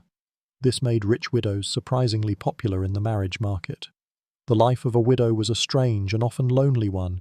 You would be expected to mourn your husband, to wear black, and to live a quiet and secluded life. But beneath the surface, you would be a master of your own destiny, a woman who had a say in her own life for the first time. You would be in charge of your own household, your own money, and your own future. You could choose to remarry, or you could choose to remain single. It was your choice.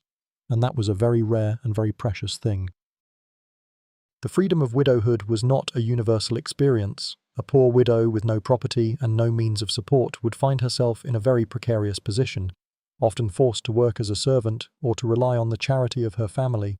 But for a woman of means, a widow was a powerful figure, a woman who had a say in her own life. It was a life that came at a great cost, but it was a life that, for many women, was the only time they could truly be themselves. It was a quiet power, a subtle rebellion against a world that had always told them what to do. Your newfound freedom as a widow might be a powerful force, but it's not a permanent one. The social and economic realities of medieval life mean that remarriage is often a necessity, and for a man, it's often a matter of finding a new mother for his children and a new manager for his household. The motivations for remarriage are entirely pragmatic. A cold calculation of needs and assets that has very little to do with love or romance. It's a second chance, but it's not a second honeymoon. A mainstream historical fact is that remarriage was a common practice, especially for widowers. A man who lost his wife would need a new partner to run his household, to raise his children, and to provide him with companionship. A man who was left with a farm and a few young children couldn't possibly manage it all on his own. For a man, remarriage was a matter of survival, a way to ensure that his family and his livelihood would continue. The speed with which a man would remarry would often be a shock to a modern sensibility, but in the Middle Ages, it was a simple matter of practicality. Historians still argue about the emotional state of people who remarried. Were they heartbroken, remarrying out of necessity? Or were they simply pragmatic, seeing it as a new opportunity? It's likely a mix of both. The loss of a spouse would be a difficult thing to deal with, but the pressures of daily life would often override the need for a long period of mourning. You would have a household to run, children to feed, and a farm to manage. You couldn't afford to be heartbroken for long. The living had to go on living. Here's a quirky tidbit. A widow's second marriage was often a simpler, less formal affair than her first. There was no need for a big public feast or a grand procession. The couple might simply exchange vows in front of a few witnesses and then begin their new life together. This was a reflection of the fact that the first marriage, with all its pomp and circumstance, was about a joining of families and the transfer of a dowry. A second marriage was often about a joining of two individuals who were both in need of a partner. It was a simpler, more personal affair, a quieter kind of beginning. The motivations for remarriage were often very different for men and women. A man would be looking for a new manager for his household, a new mother for his children, and a new partner in his work. A woman, on the other hand, might be looking for a new provider, a new protector, and a new source of stability. She might have her own land and her own money, but a single woman was still vulnerable in the world. A man could offer her protection and a sense of security. The decision to remarry was a complex one, a weighing of needs and a calculation of risks. Remarriage was a life-altering decision, a chance to start over. But it was not a romantic one, it was a partnership of necessity. A joining of two lives for a common purpose.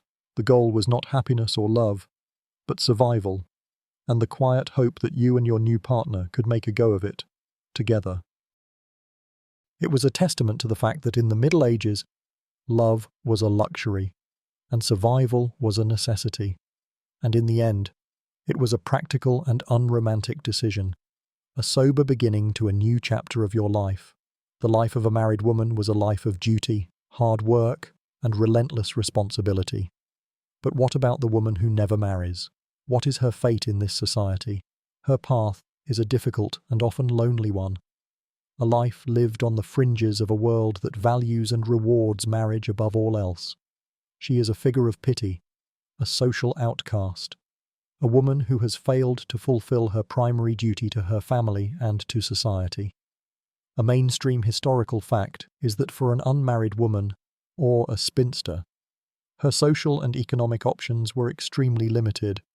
She could not inherit property in her own name, and she could not own a business. Her only real path to survival was to become a domestic servant, a nun, or to live as a dependent of her married family members. Her life was not her own, and she was often seen as a burden, a mouth to feed with no real purpose. In a world where the family unit was the engine of society, the unmarried woman was an anomaly, a cog that had fallen out of the machine. Historians still argue about whether the status of a spinster was a choice or a necessity. Some scholars believe that some women chose not to marry, either for religious reasons or because they wanted to live a life of independence. Others maintain that the vast majority of spinsters were women who simply couldn't find a suitable match, either because they were too poor, had no dowry, or were seen as too old or too sick to be a good wife. The truth is likely a mix of both, but for most women, the choice to remain unmarried was not a choice at all. Here's a quirky tidbit. The word spinster comes from the word spinner. In the Middle Ages, spinning wool was a primary job for unmarried women, a way for them to earn a living and to contribute to their household. So the term spinster was not an insult, it was simply a job description, a way to describe a woman who worked with her hands and who was not married. It's a reminder that in the Middle Ages, a woman's identity was often tied to her work, and her marital status was a part of that identity. The life of an unmarried woman was a life of vulnerability. Without a husband to protect her and provide for her, she was at the mercy of the world. She had no legal standing, no social power, and no one to defend her rights. She was a ghost in the social order, a person who existed on the fringes of a society that had no place for her.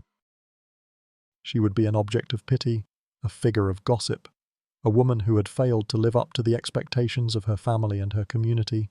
The life of a spinster was a life of quiet desperation, a life lived in the shadows. She would watch her friends get married, have children, and build a life for themselves, and she would be left behind. She would be a dependent, a guest in her own family's house, a person with no real home of her own. The idea of living a single, independent life was a fantasy, a luxury that very few women could afford. It was a stark reality, a brutal end for a person who, for whatever reason, was unable to find a partner. It was a life without purpose, a life lived on the fringes, a silent testament to the fact that in the Middle Ages, to be a woman was to be a wife. If the unmarried woman is a figure of pity, the unmarried man is an oddity.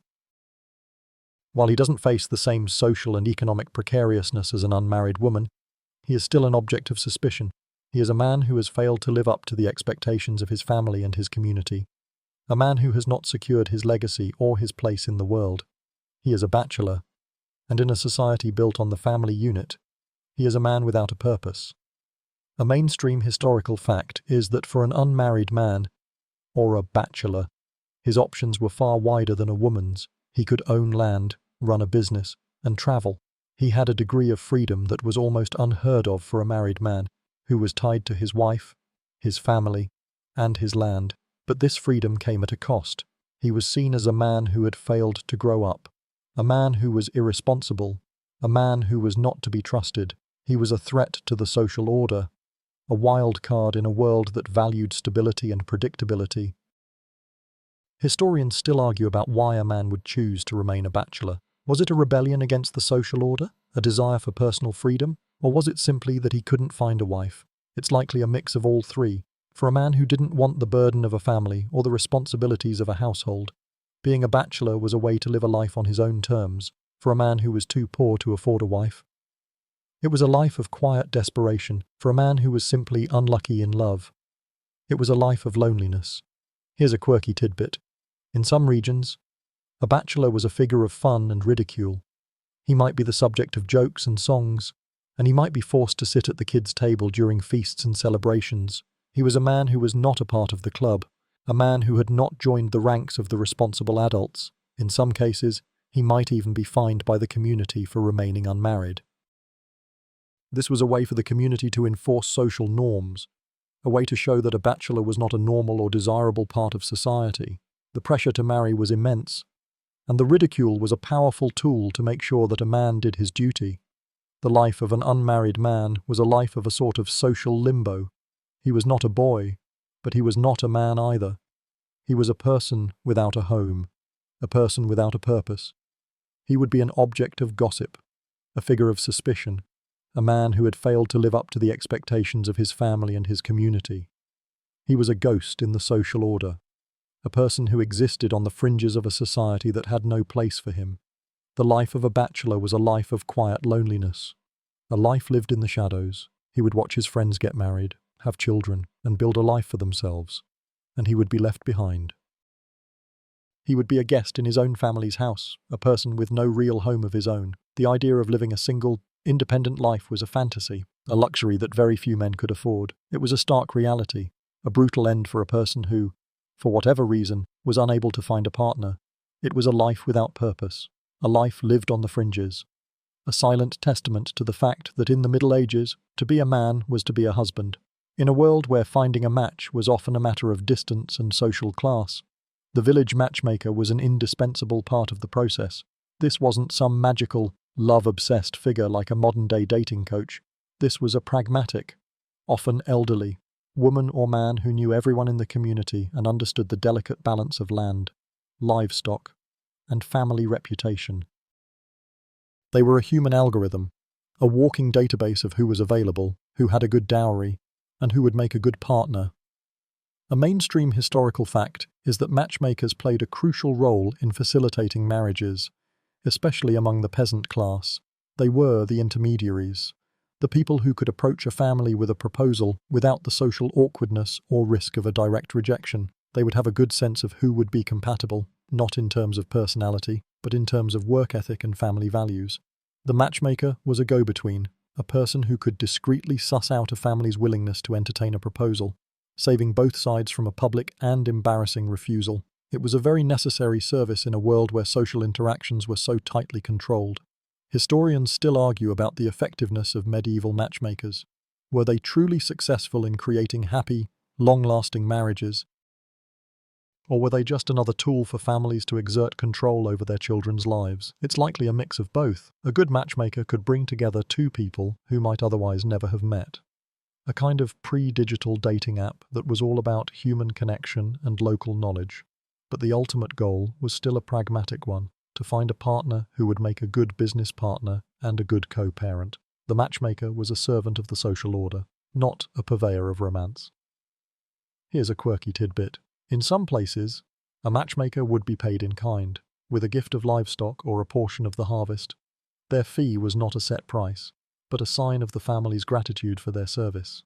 The size of the fee would often reflect the quality of the match. A good matchmaker who brought together a prosperous couple might receive a fat pig or a few bushels of grain. A bad matchmaker who proposed an unsuitable match might be given a stern word and nothing else. It was a practical, no-nonsense way of doing business, and it was a reflection of the value placed on a good, strong family unit. The matchmaker's job was a delicate one. They had to be a master of discretion, a person who could navigate the complex and often gossipy world of a medieval village without revealing too much. They had to be trusted by both families, and they had to be an expert at reading people and understanding their true intentions. They were a therapist, a negotiator, and a social engineer all rolled into one. They were a powerful, but often invisible, force in the lives of the young people they helped. The matchmaker's role was a testament to the fact that in the Middle Ages, marriage was a community affair. The entire village had a vested interest in the creation of a new family, and the matchmaker was a way to ensure that the process went smoothly. They were a social lubricant, a person who could make the awkward and stressful process of finding a partner a little bit easier. It was a service that was needed, and it was a service that was valued. It was a human touch in a very impersonal world, a little bit of help in a journey that was often very difficult and very lonely. While the matchmaker was helping to create unions on the ground, a much more powerful and unyielding force was dictating the rules from above, the Church. The Catholic Church held a near absolute monopoly on the rules of marriage, and its influence was felt in every aspect of a person's life, from who they could marry to when and how they could marry. The Church's power was a check on the power of the nobility, and it was a source of both comfort and despair for the common person. A mainstream historical fact is that the Church's rules on marriage were incredibly strict and often very complex. The Church, for example, had a long list of forbidden marriages, including those between cousins and in-laws. This was a way to prevent incest and to ensure a certain level of social order. The church also dictated the time of year when a marriage could take place. Marriages were forbidden during certain religious seasons, like Lent and Advent, as these were times of penance and reflection. A marriage, with all its feasting and celebration, was seen as an inappropriate activity for these somber times. Historians still argue about the true motivations behind the church's strict rules. Were they a genuine attempt to create a more moral and holy society, or were they a way for the church to exert more control over the lives of its flock? It's likely a mix of both. By controlling the rules of marriage, the church was able to ensure that its teachings were followed, and it was also able to collect fees for annulments and other marital services. The church's power over marriage was a powerful source of both spiritual and financial power. Here's a quirky tidbit. The church's rules on marriage were so strict that they could often lead to bizarre and unexpected outcomes. A marriage could be annulled if it was found that the two parties were related by spiritual kinship, a relationship that was created through the act of being godparents to the same child. This was a very loose and often abused rule that was sometimes used as an excuse to dissolve a marriage that had become politically inconvenient. It's a reminder that even the most sacred of institutions could be manipulated for political gain. The church's power over marriage was a constant presence in a person's life. You would be raised with the knowledge that your marriage was a sacred bond, a promise made to God, and that it could never be broken. You would be taught that marriage was a holy and necessary part of life, and that it was a path to salvation. This was a source of great comfort for many, a belief that their marriage was blessed by God and that it was a part of a much larger, more holy plan. But for those who found themselves in a bad marriage, the church's rules were a source of great despair. There was no way out, no escape from a life that had become unbearable. The church's stance on divorce was a permanent and unyielding wall that stood in the way of a person's happiness. It was a reminder that in the Middle Ages, happiness was a luxury, and duty was a necessity. The church's power over marriage was a force that shaped the lives of millions of people, a rigid and unyielding system that was a source of both comfort and despair. While peasants and minor lords were negotiating marriages for land and livestock, the stakes were 1,000 times higher for royalty, for a king or a queen. Marriage was not a personal decision, it was a matter of state. Royal marriages were the ultimate arranged marriages, a complex game of political chess where the players were not just families, but entire kingdoms. You, as a young prince or princess, were a pawn in this game, a living bridge between two nations, and your future happiness was a footnote in a much larger story. A mainstream historical fact is that royal marriages were almost always political tools. A king might marry a princess from a rival kingdom to secure a peace treaty, or he might marry a princess from a powerful ally to secure a military alliance. The dowry in a royal marriage would not be livestock or land, but entire provinces, or vast sums of money. The marriage was a public declaration of a new political alliance, a symbol of a new era of peace and cooperation. The ceremony itself would be a grand, international spectacle, a public show of power and wealth. Historians still argue about the emotional lives of these royal couples. Were they simply cold, distant partners in a political arrangement, or did they, over time, develop a genuine affection for each other? It's likely a mix of both. A royal couple might be forced into a marriage, but they would have a shared sense of duty and a shared destiny. They were both pawns in a much larger game, and they might have found a sort of solace in that shared experience. A royal marriage was a life of quiet luxury and immense pressure, a life lived in the public eye, with every action and every decision scrutinized by an entire nation. Here's a quirky tidbit. A king or a queen might have a proxy wedding, where a trusted servant or a family member would stand in for them during the ceremony. This was a way for a king to get married without having to travel to a new country. The proxy would often perform all the rituals of a wedding, including placing a ring on the finger of the bride and even, in some cases, the bedding ceremony. It was a bizarre and almost surreal ritual, a testament to the fact that for royalty, the wedding was a political act, not a personal one. The life of a royal spouse was a life of duty and sacrifice. You would be expected to produce an heir, and to do so quickly. You would be expected to be a gracious host, a political advisor, and a symbol of your new country. Your life was no longer your own, and your every action was a part of a much larger political game. Your children would be a part of that game, and they would be raised to understand that their destiny was not their own. It was a life of gilded cages, a life of immense power and immense constraint. The contrast between a royal marriage and a peasant one couldn't be starker. For a peasant, marriage was a matter of survival. For a king, it was a matter of power. For both, however, it was a life of duty and a life of sacrifice. The motivations were different, but the outcome was the same. A life that was not your own. A life that was a part of a much larger, more important story.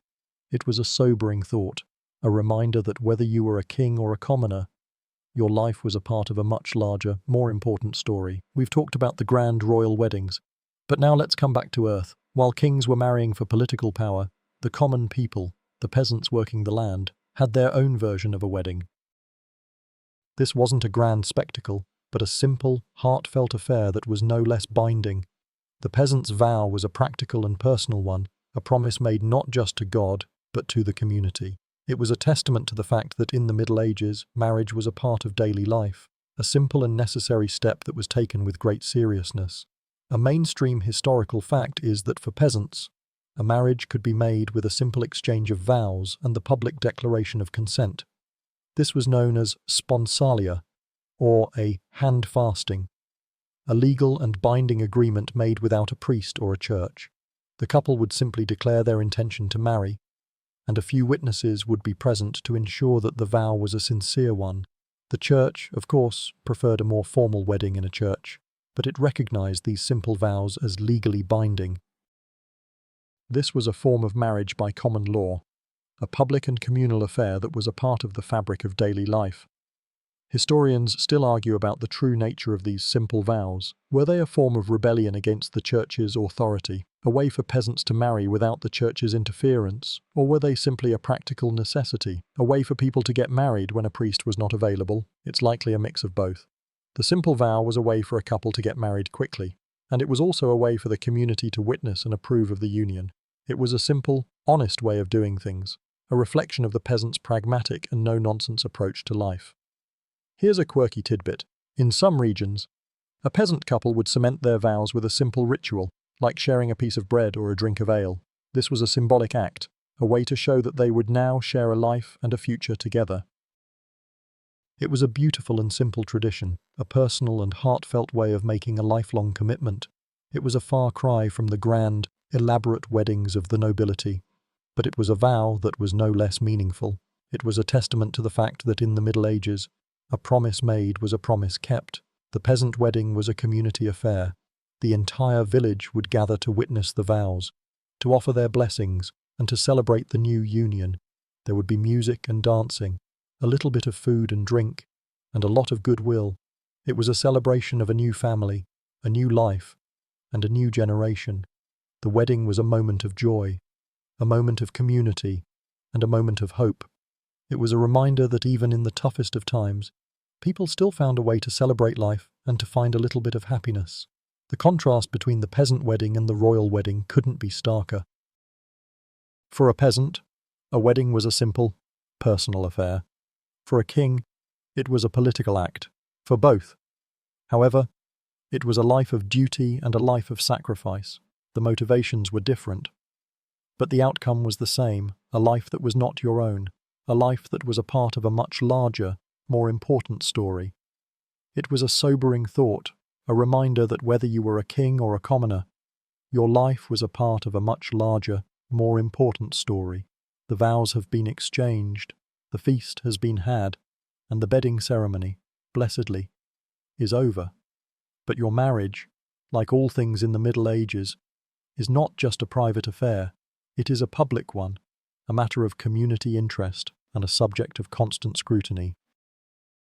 The opinion of your neighbors, your friends, and your family is a powerful force, and their approval or disapproval could make or break your marriage, regardless of what the church or the law had to say. A mainstream historical fact is that public opinion was a powerful form of social control. In a world with no police force and no easy way to enforce laws, The community was the primary source of social order. A couple who was well-liked and well-respected would be given a lot of leeway. A couple who was seen as lazy or dishonest, on the other hand, would be ostracized and looked down upon. The community was a powerful force, and its opinion was a key determinant of a couple's success. Your reputation was your most valuable asset, and a good marriage was a way to cement that reputation. Historians still argue about the true power of public opinion in medieval life. Was it a form of informal justice, a way for communities to keep themselves in line? Or was it a form of petty gossip and bullying, a way for people to exert power over their neighbours? It's likely a mix of both. Public opinion could be a source of great comfort and great strength, a way for a community to come together and support a new couple. But it could also be a source of great pain and great shame, a way for a community to turn on a couple who was seen as different or as a failure. Here's a quirky tidbit. In some places, a couple who was caught in an act of dishonour, like cheating on their spouse or a public dispute, would be subjected to a charivari, a public shaming ritual. The neighbours would gather outside their house, banging pots and pans, singing rude songs, and making a general racket. This was a form of public punishment, a way for the community to show its disapproval and to force the couple to mend their ways.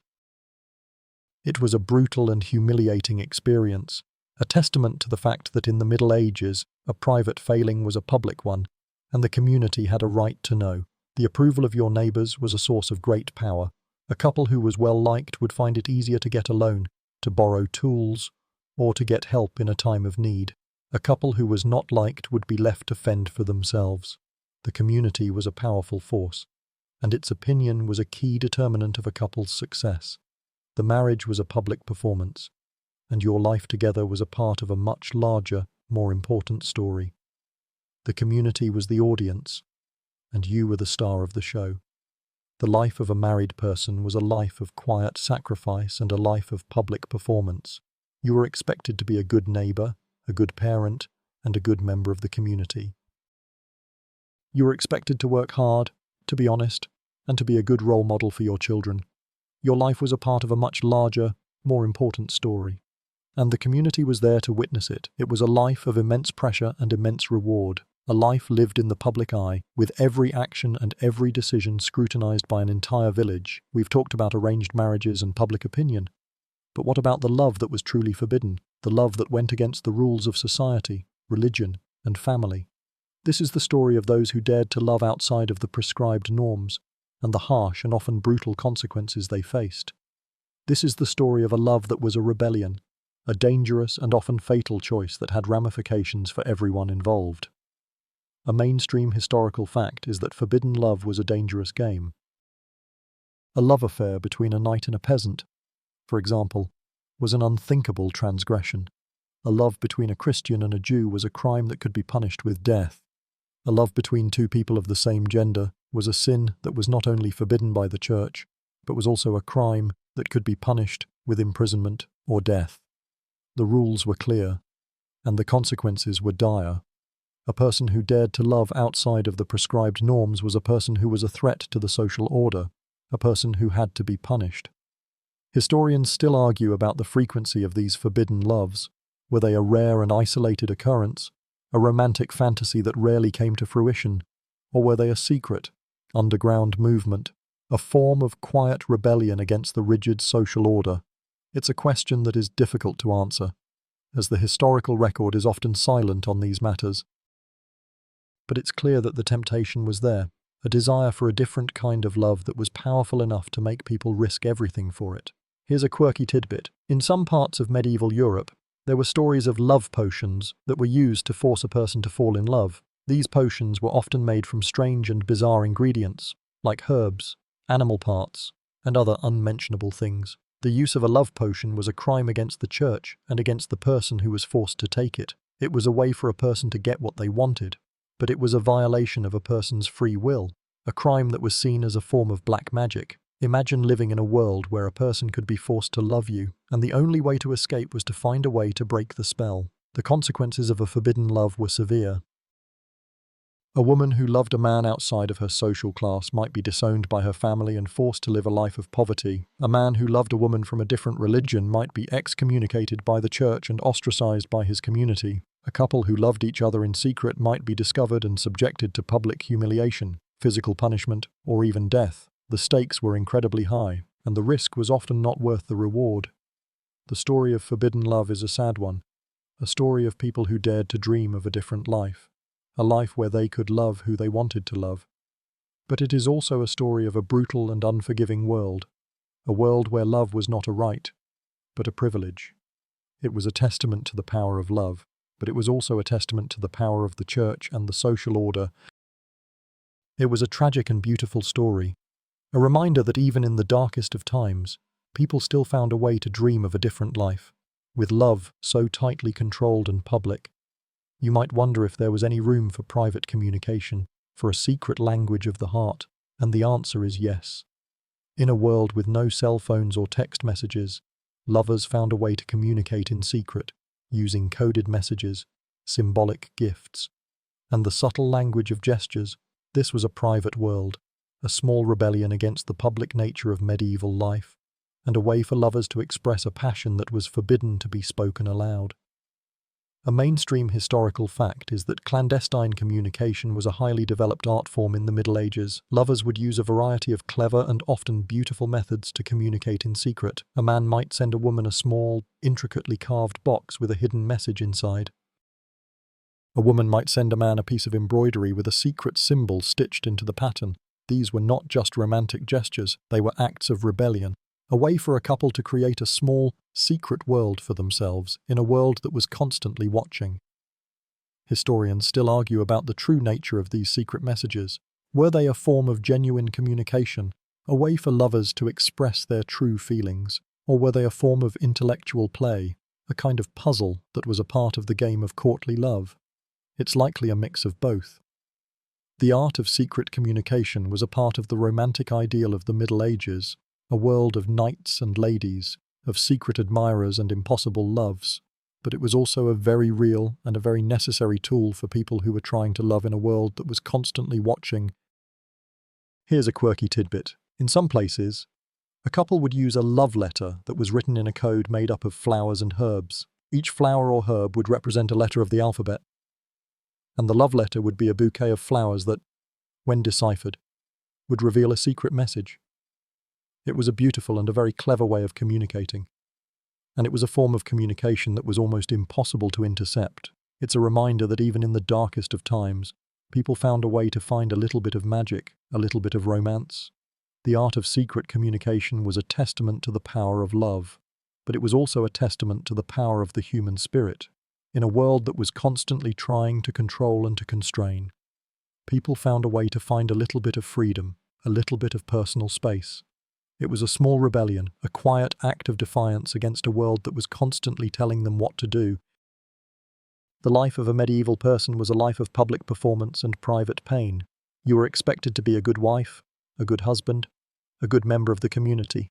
But in the quiet moments, in the secret world of your heart, you could be a different person, a person who dared to dream of a different life. The secret messages were a way to bridge that gap, a way to connect with a person who was a part of your secret world, a world that was a refuge from the public world that you had to live in. It was a beautiful and a very sad way of loving, a way of loving in the shadows, in a world of arranged marriages and highly chaperoned courtships. Finding a potential partner outside of your immediate circle was a rare and exciting event, and for many, the bustling, chaotic medieval fair was one of the few places where this could happen. A fair was not just a place to buy and sell goods, it was a social hub, a place where people from different villages and different walks of life would come together. It was a chaotic and noisy environment, a sensory overload of sights, sounds, and smells, but it was also a place of opportunity. A mainstream historical fact is that medieval fairs were a vital part of the economy and a major social event. They were a place where merchants would come from all over the region, or even from different countries, to sell their wares. But for the young people of the time, they were a chance to see and be seen by someone new. A young woman who was usually confined to her village might get a glimpse of a handsome merchant from a faraway land. A young man might see a beautiful girl from the next county, a girl he would have no other way of meeting. The fair was a rare chance for a little bit of romance to blossom in a world that was otherwise very grim and very practical. Historians still argue about the true nature of these encounters. Were they a real opportunity for a love match to form, or were they just another venue for a family to find a suitable partner for their child? It's likely a mix of both. A young person might meet someone they were attracted to, but a marriage would still require the consent of both families. And that would be a very difficult thing to get if the person was from a different village or a different social class. The fair was a brief, hopeful moment, but it was a moment that rarely led to a long-term commitment. Here's a quirky tidbit. In some regions, a mop fair was held, specifically for farm workers to find a new job and a new life. At these fairs, a young man or woman would carry an object that symbolized their trade. A farmhand might carry a mop, a shepherd a crook, and they would be hired for the next year. But these fairs also became a place for young people to find a partner. After a long day of work, there would be music, dancing, and drinking, and it was a chance for a young person to let their hair down and have a little fun. It was a wild, chaotic, and often very drunken affair, and it was a rare opportunity for a young person to be themselves, if only for a few brief moments. The atmosphere at a medieval fair was one of excitement and possibility. The air would be filled with the sounds of merchants hawking their wares, of musicians playing their instruments, and of people talking and laughing. There would be a variety of food and drink, and a lot of noise. It was a world away from the quiet, monotonous life of a village, and it was a welcome escape for a young person who was tired of their life being so predictable. The fair was a dangerous place.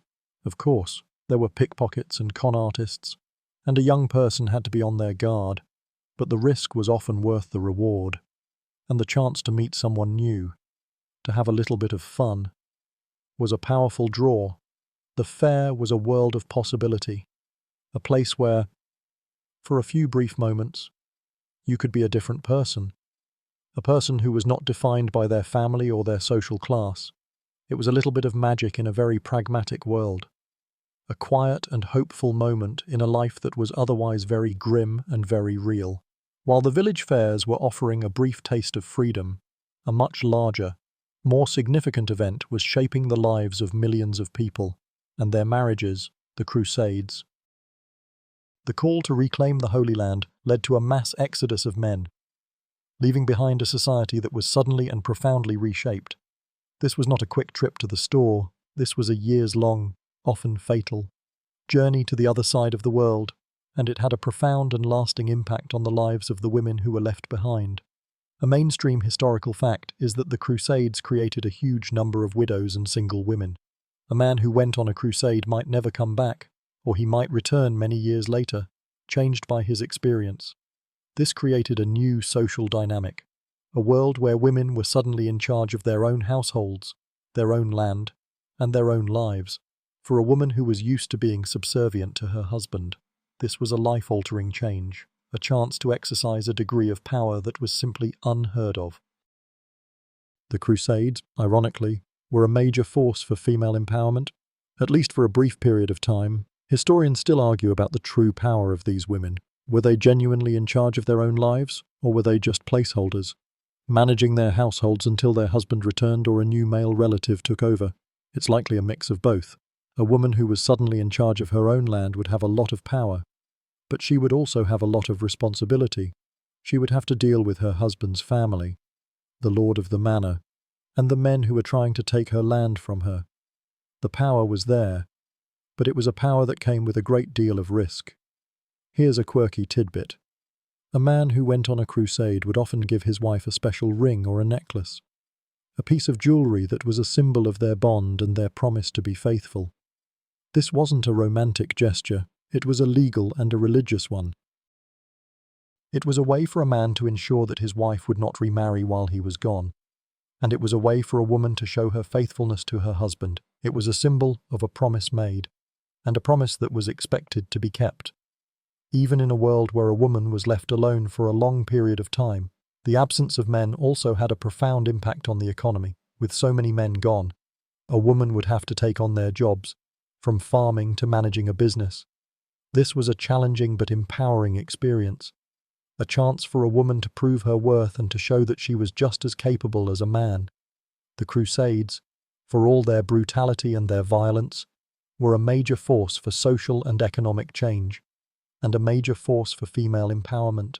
The Crusades were a major force in the medieval world, and their impact on marriage and family life was profound.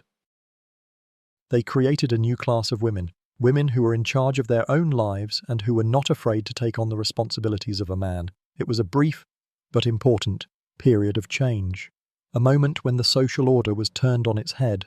It was a testament to the fact that even in the most rigid of societies, change was always possible, and it was a reminder that even in the most romantic of gestures, there was always a very practical, very unromantic subtext.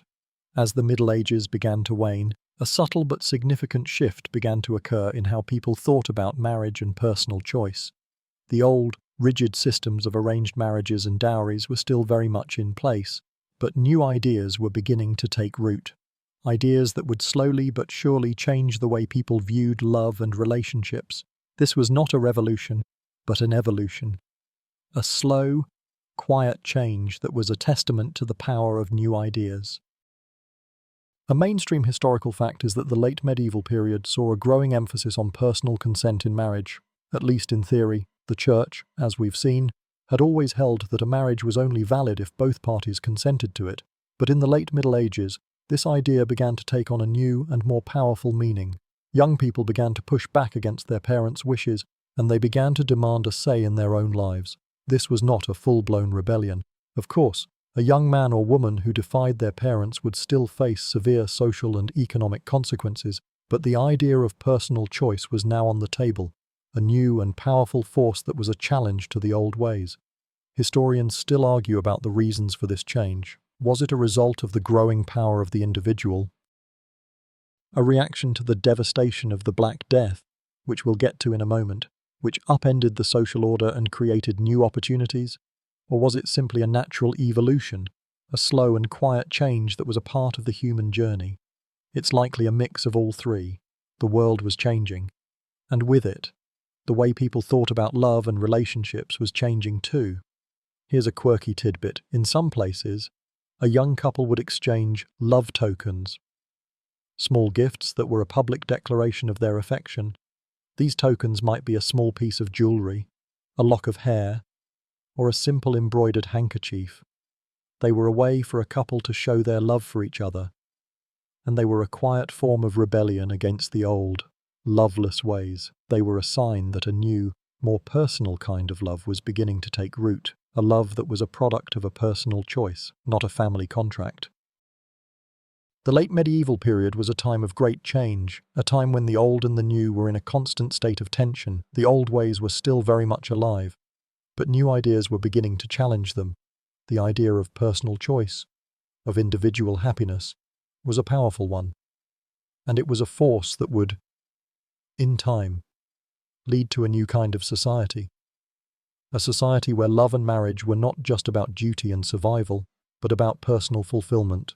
The slow shift in attitudes towards marriage was a testament to the fact that even in the most rigid of societies, change was always possible. It was a testament to the power of new ideas, and a testament to the power of the human spirit.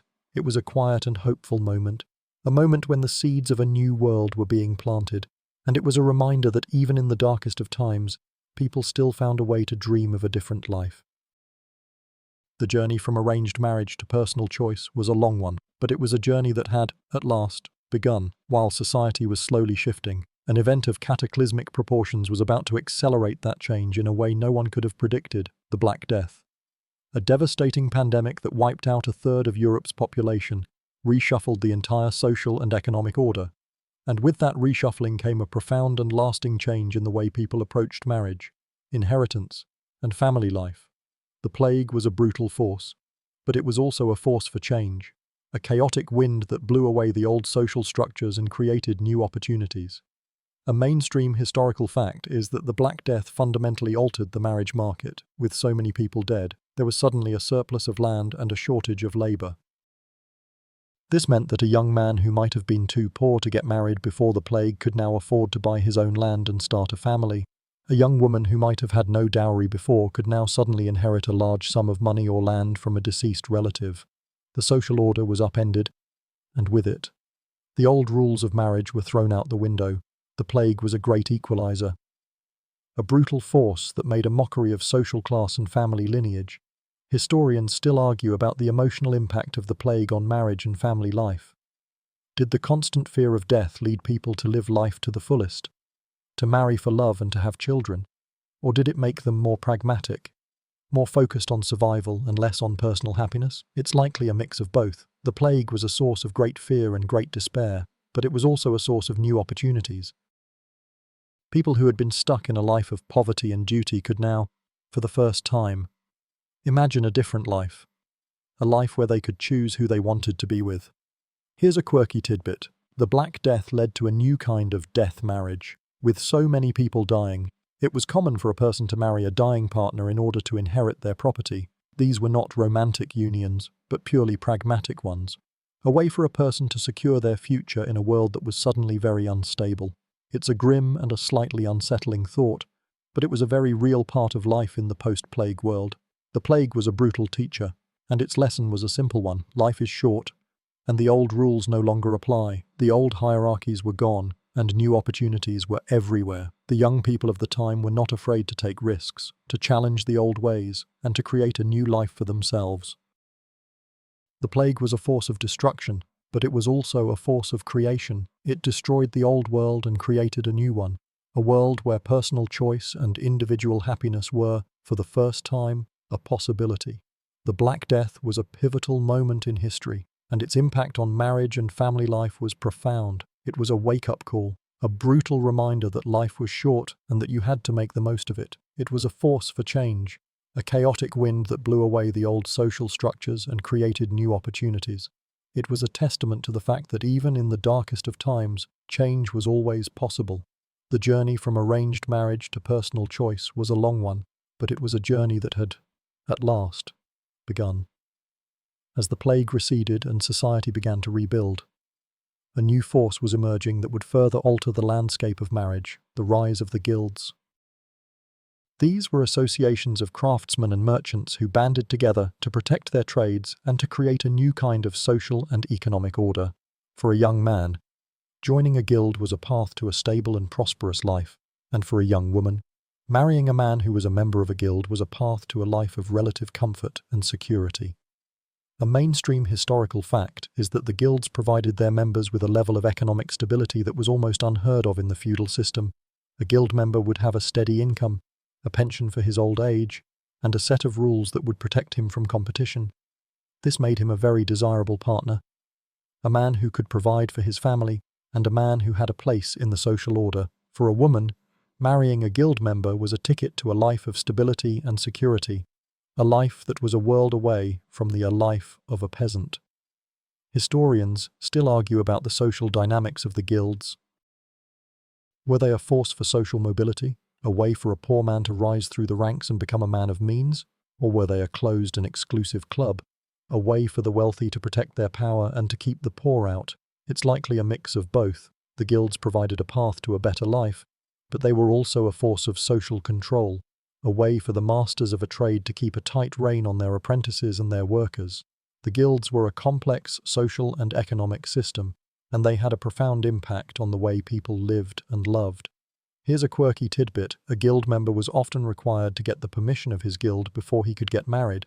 This was a way for the guild to ensure that a member was not marrying outside of his social class. And it was a way for the guild to ensure that a member was marrying a woman who would be a good partner and a good manager of his household. It was a form of social control, a way for the guild to ensure that its members were a part of a stable and respectable community. The guilds were a powerful force in the medieval world, and their impact on marriage was profound. They created a new kind of marriage, a marriage that was based on economic stability and social respectability. It was a far cry from the loveless, arranged marriages of the nobility, and it was a world away from the precarious, hand-to-mouth existence of a peasant. The guilds were a force for change, a force that created a new kind of life and a new kind of love. The rise of the guilds was a testament to the fact that even in the most rigid of societies, change was always possible. It was a testament to the power of new ideas, and a testament to the power of the human spirit. It was a quiet and hopeful moment, a moment when the seeds of a new world were being planted. And it was a reminder that even in the darkest of times, people still found a way to dream of a different life. The journey from arranged marriage to personal choice was a long one, but it was a journey that had, at last, begun. While the guilds were creating a new kind of marriage, a new kind of art form was also emerging that would change the way people thought about love.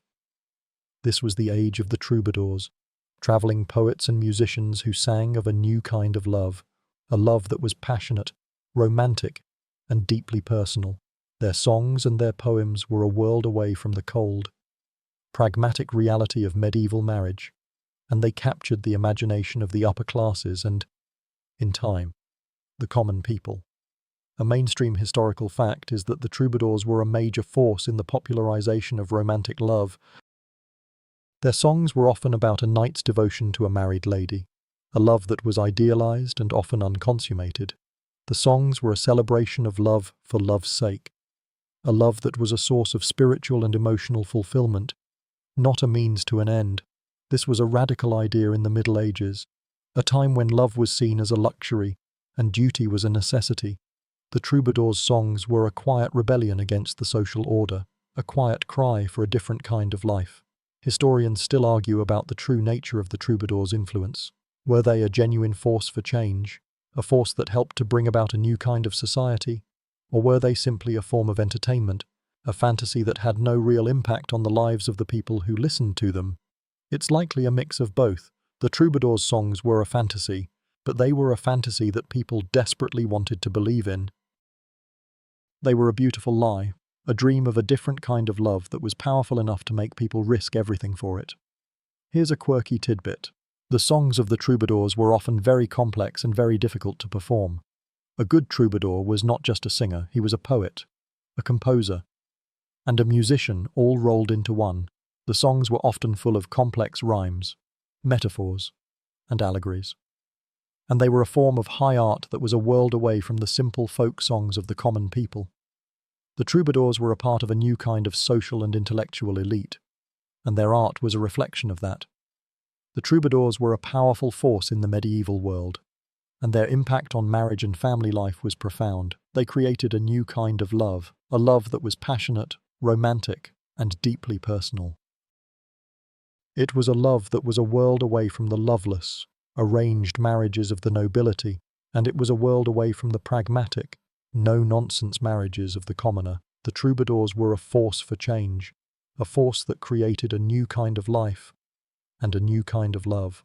The rise of the troubadours was a testament to the fact that even in the most rigid of societies, change was always possible. It was a testament to the power of new ideas, and a testament to the power of the human spirit. It was a quiet and hopeful moment, a moment when the seeds of a new world were being planted, and it was a reminder that even in the darkest of times, people still found a way to dream of a different life. The journey from arranged marriage to personal choice was a long one, but it was a journey that had, at last, begun. While the troubadours sang of love, the reality of a failed match could lead to something far less romantic: vengeance and family honor. In a world where a marriage was a business contract between two families, a broken engagement or a public scandal was not just a personal issue, it was a matter of public shame, a wound that could only be healed with a public act of vengeance. The concept of family honor was a powerful one, and a slight against one family member was a slight against the entire lineage. A mainstream historical fact is that a broken engagement could often lead to a blood feud, a long-running conflict between two families that could last for generations. The feud would often be a cycle of violence and revenge, a spiral of retribution that would only end when one of the families was completely destroyed. This was a brutal and unforgiving world, and a person who dishonored their family was a person who was a threat to the entire lineage. A broken engagement was not just a disappointment, it was a matter of life and death. Historians still argue about the true nature of these blood feuds. Were they a genuine form of justice, a way for a family to get revenge for a wrong that had been done to them, or were they a form of social control, a way for a family to show its power and its willingness to defend its honor? It's likely a mix of both. The blood feud was a brutal and unforgiving form of justice, But it was a form of justice that was understood by everyone. It was a way for a family to show that they were not to be trifled with, and it was a way for them to protect their reputation in a world where reputation was everything. Here's a quirky tidbit. In some regions, a family who had been dishonored by a broken engagement would often resort to a public act of humiliation to get revenge. They might, for example, build a mock gallows outside the home of the offending family, or they might sing rude and insulting songs about them. This was a form of charivari, a public shaming ritual that was a way for a family to get revenge without resorting to violence. It was a brutal and a slightly bizarre way of doing things, but it was a way for a family to show their displeasure and to protect their honor. The concept of family honor was a powerful one in the medieval world. Your honor was a part of your identity, a part of who you were, and a slight against it was a slight against your very being. A person who dishonored their family was a person who was a threat to the entire lineage, and they had to be punished. The concept of family honor was a force that shaped the lives of millions of people, a rigid and unyielding system that was a source of both comfort and despair. The story of vengeance and family honor is a dark one, a story of people who were trapped in a cycle of violence and revenge, but it is also a story of a world that was defined by its values, a world where honor and reputation were everything. It was a sobering thought, a reminder that even in the most romantic of worlds, there was always a very practical, very unromantic subtext. The journey from arranged marriage to personal choice was a long one, but it was a journey that had, at last, begun. While the majority of marriages in the Middle Ages were a matter of duty, survival, and procreation, there was a small and often overlooked group who married for a very different reason: companionship. This was the world of marriage for the elderly, a world where a person who had lost their spouse might seek a new partner not for children or for economic stability, but for a quiet and peaceful end to their life. This was a rare and beautiful kind of love, a love that was a testament to the human need for connection. A mainstream historical fact is that remarriage for the elderly was a common practice, but the motivations were often very different. A person who had lost their spouse in their old age would not be looking for a new partner to have children or to build a new family. They would be looking for a person to share their life with, a person to help them with the daily chores, and a person to be there when they were old and sick. This was a very different kind of marriage, a marriage that was based on companionship and mutual respect. Historians still argue about the true nature of these marriages. Were they genuinely about companionship, a rare moment of personal choice in a world of loveless marriages? Or were they still pragmatic, a way for an old person to secure a caretaker for their final years? It's likely a mix of both. An old person who married for companionship would still be looking for a person who was a good manager of a household and a good partner in their daily life, but the emphasis would be on a shared life, a life that was a refuge from a world that had become very lonely. Here's a quirky tidbit. In some regions, a couple who married in their old age would have a special ceremony that was a lot less formal than a first wedding. There would be no public feast or a grand procession. The couple might simply exchange vows in front of a few close friends and family members, and they would then begin their new life together. This was a reflection of the fact that this was not a new family being created, but a new chapter in a person's life. The marriage of an elderly couple was a beautiful and a very sad thing. It was a testament to the fact that even in the end of life, a person still had a need for connection, a need for a shared life. It was a quiet and a hopeful moment, a moment when two people who had lived a long and a difficult life could, at last, find a little bit of happiness. The story of marriage for the elderly is a quiet and often overlooked one, a story of a different kind of love, a love that was not about duty or survival, but about companionship and mutual respect. It was a testament to the fact that even in the most rigid of societies, change was always possible. It was a testament to the power of new ideas, and a testament to the power of the human spirit. It was a quiet and hopeful moment, a moment when the seeds of a new world were being planted, and it was a reminder that even in the darkest of times, people still found a way to dream of a different life. You've successfully navigated the treacherous waters of medieval courtship, but there's one final obstacle to overcome: the in-laws. In a world where a marriage was a business contract between two families, marrying a person meant marrying their entire lineage. This was a big deal, and the success of your marriage depended not just on your ability to get along with your new spouse, but on your ability to get along with their entire family. The in-laws were a powerful force, and they had a vested interest in your marriage, for better or for worse. A mainstream historical fact is that a person's family was their most important asset. A person's reputation, their social standing, and their economic well-being were all tied to the reputation of their family. Marrying into a new family was a big deal, and it was a decision that was not taken lightly. A family would be judged not just on its wealth, but on its honor, its reputation, and its standing in the community. You were not just marrying a person, you were marrying an entire lineage, a complex web of relationships and obligations that would follow you for the rest of your life. Historians still argue about the true nature of the in-law relationship. Were they a source of support and a source of love? Or were they a source of conflict and a source of tension? It's likely a mix of both. A good in-law relationship could be a source of great comfort and great strength, a new family that would support you in a time of need. A bad one, on the other hand, could be a source of constant conflict and a source of great stress. The in-laws were a powerful force, and their approval or disapproval could make or break a marriage. Here's a quirky tidbit. In some regions, a new bride would have to perform a series of initiation rituals to be accepted into her new family. These rituals might be a simple test of her cooking skills or her ability to manage a household.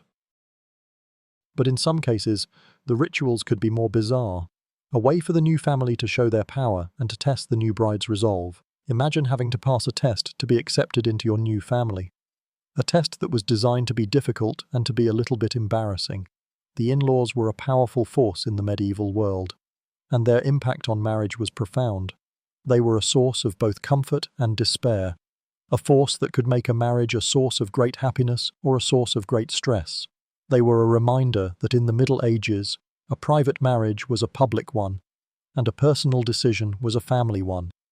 The story of the in-laws is a quiet one, a story of the quiet sacrifices and the quiet tensions that were a part of every marriage. It was a testament to the fact that in the Middle Ages, a private marriage was a public one, and a personal decision was a family one.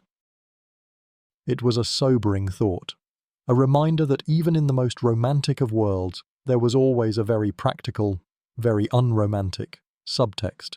The journey from arranged marriage to personal choice was a long one, but it was a journey that had, at last, begun.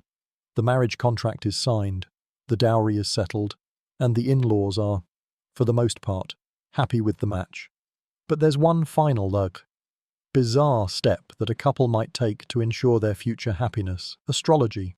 In a world with no weather forecasts and no scientific understanding of the universe, people turned to the stars for guidance, and for a young couple, the stars could be a powerful force, a force that could determine the date of their wedding and the success of their future. A mainstream historical fact is that astrology was a widely accepted and a highly respected science in the Middle Ages. People believed that the stars and the planets had a direct influence on human life, and they would consult an astrologer for a variety of reasons, from a good time to plant a crop to a good time to go to war.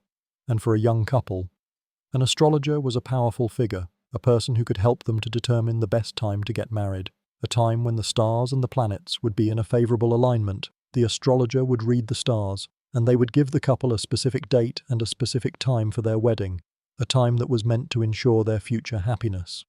Historians still argue about the true power of astrology in medieval life. Was it a genuine belief in the power of the stars, or was it a form of psychological comfort, a way for people to feel like they had some control over a future that was largely out of their hands? It's likely a mix of both.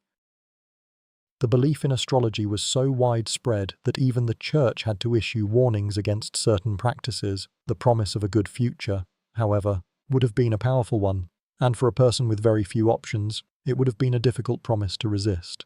Here's a quirky tidbit. In some cases, a couple would have to postpone their wedding if the stars were not in a favorable alignment. Imagine telling your parents that you couldn't get married on the day they had planned because a certain planet was in a bad house. It would be a source of great frustration and a source of great tension, but it was a risk that a family was willing to take. The stakes were incredibly high, and the risk of a bad future was a risk that no one was willing to take. The use of astrology in marriage was a testament to the fact that in the Middle Ages, a person's life was a part of a much larger, more mysterious story. It was a reminder that a person's life was not just a product of their own will, but a product of the forces of the universe. It was a humbling and a terrifying thought. a thought that a person's future was written in the stars, and there was nothing they could do about it. The story of astrology is a quiet and often overlooked one, a story of a different kind of love, a love that was not about duty or survival, but about a belief in a magical and a mysterious universe. It was a testament to the fact that even in the most rigid of societies, change was always possible. It was a testament to the power of new ideas and a testament to the power of the human spirit. It was a quiet and hopeful moment, a moment when the seeds of a new world were being planted, and it was a reminder that even in the darkest of times, people still found a way to dream of a different life. The journey through the medieval world of dating and marriage is nearing its end. The old, rigid systems of arranged marriages and dowries were still very much in place, but the seeds of change that were planted by the Black Death, the rise of the guilds, and the songs of the troubadours were beginning to blossom. The world was slowly but surely moving towards a new era, an era where love and personal choice would play a much larger role in the lives of ordinary people. This was the dawn of a new age, an age that would, in time, lead to the world we know today. A mainstream historical fact is that the late medieval period was a time of great social and economic change. The old feudal system was beginning to crumble, and a new, more urban and more capitalist society was beginning to emerge. This new society was one where a person's success was not just a product of their birth, but a product of their hard work and their ambition. This new society was one where a person had more freedom, more choice, and more control over their own lives.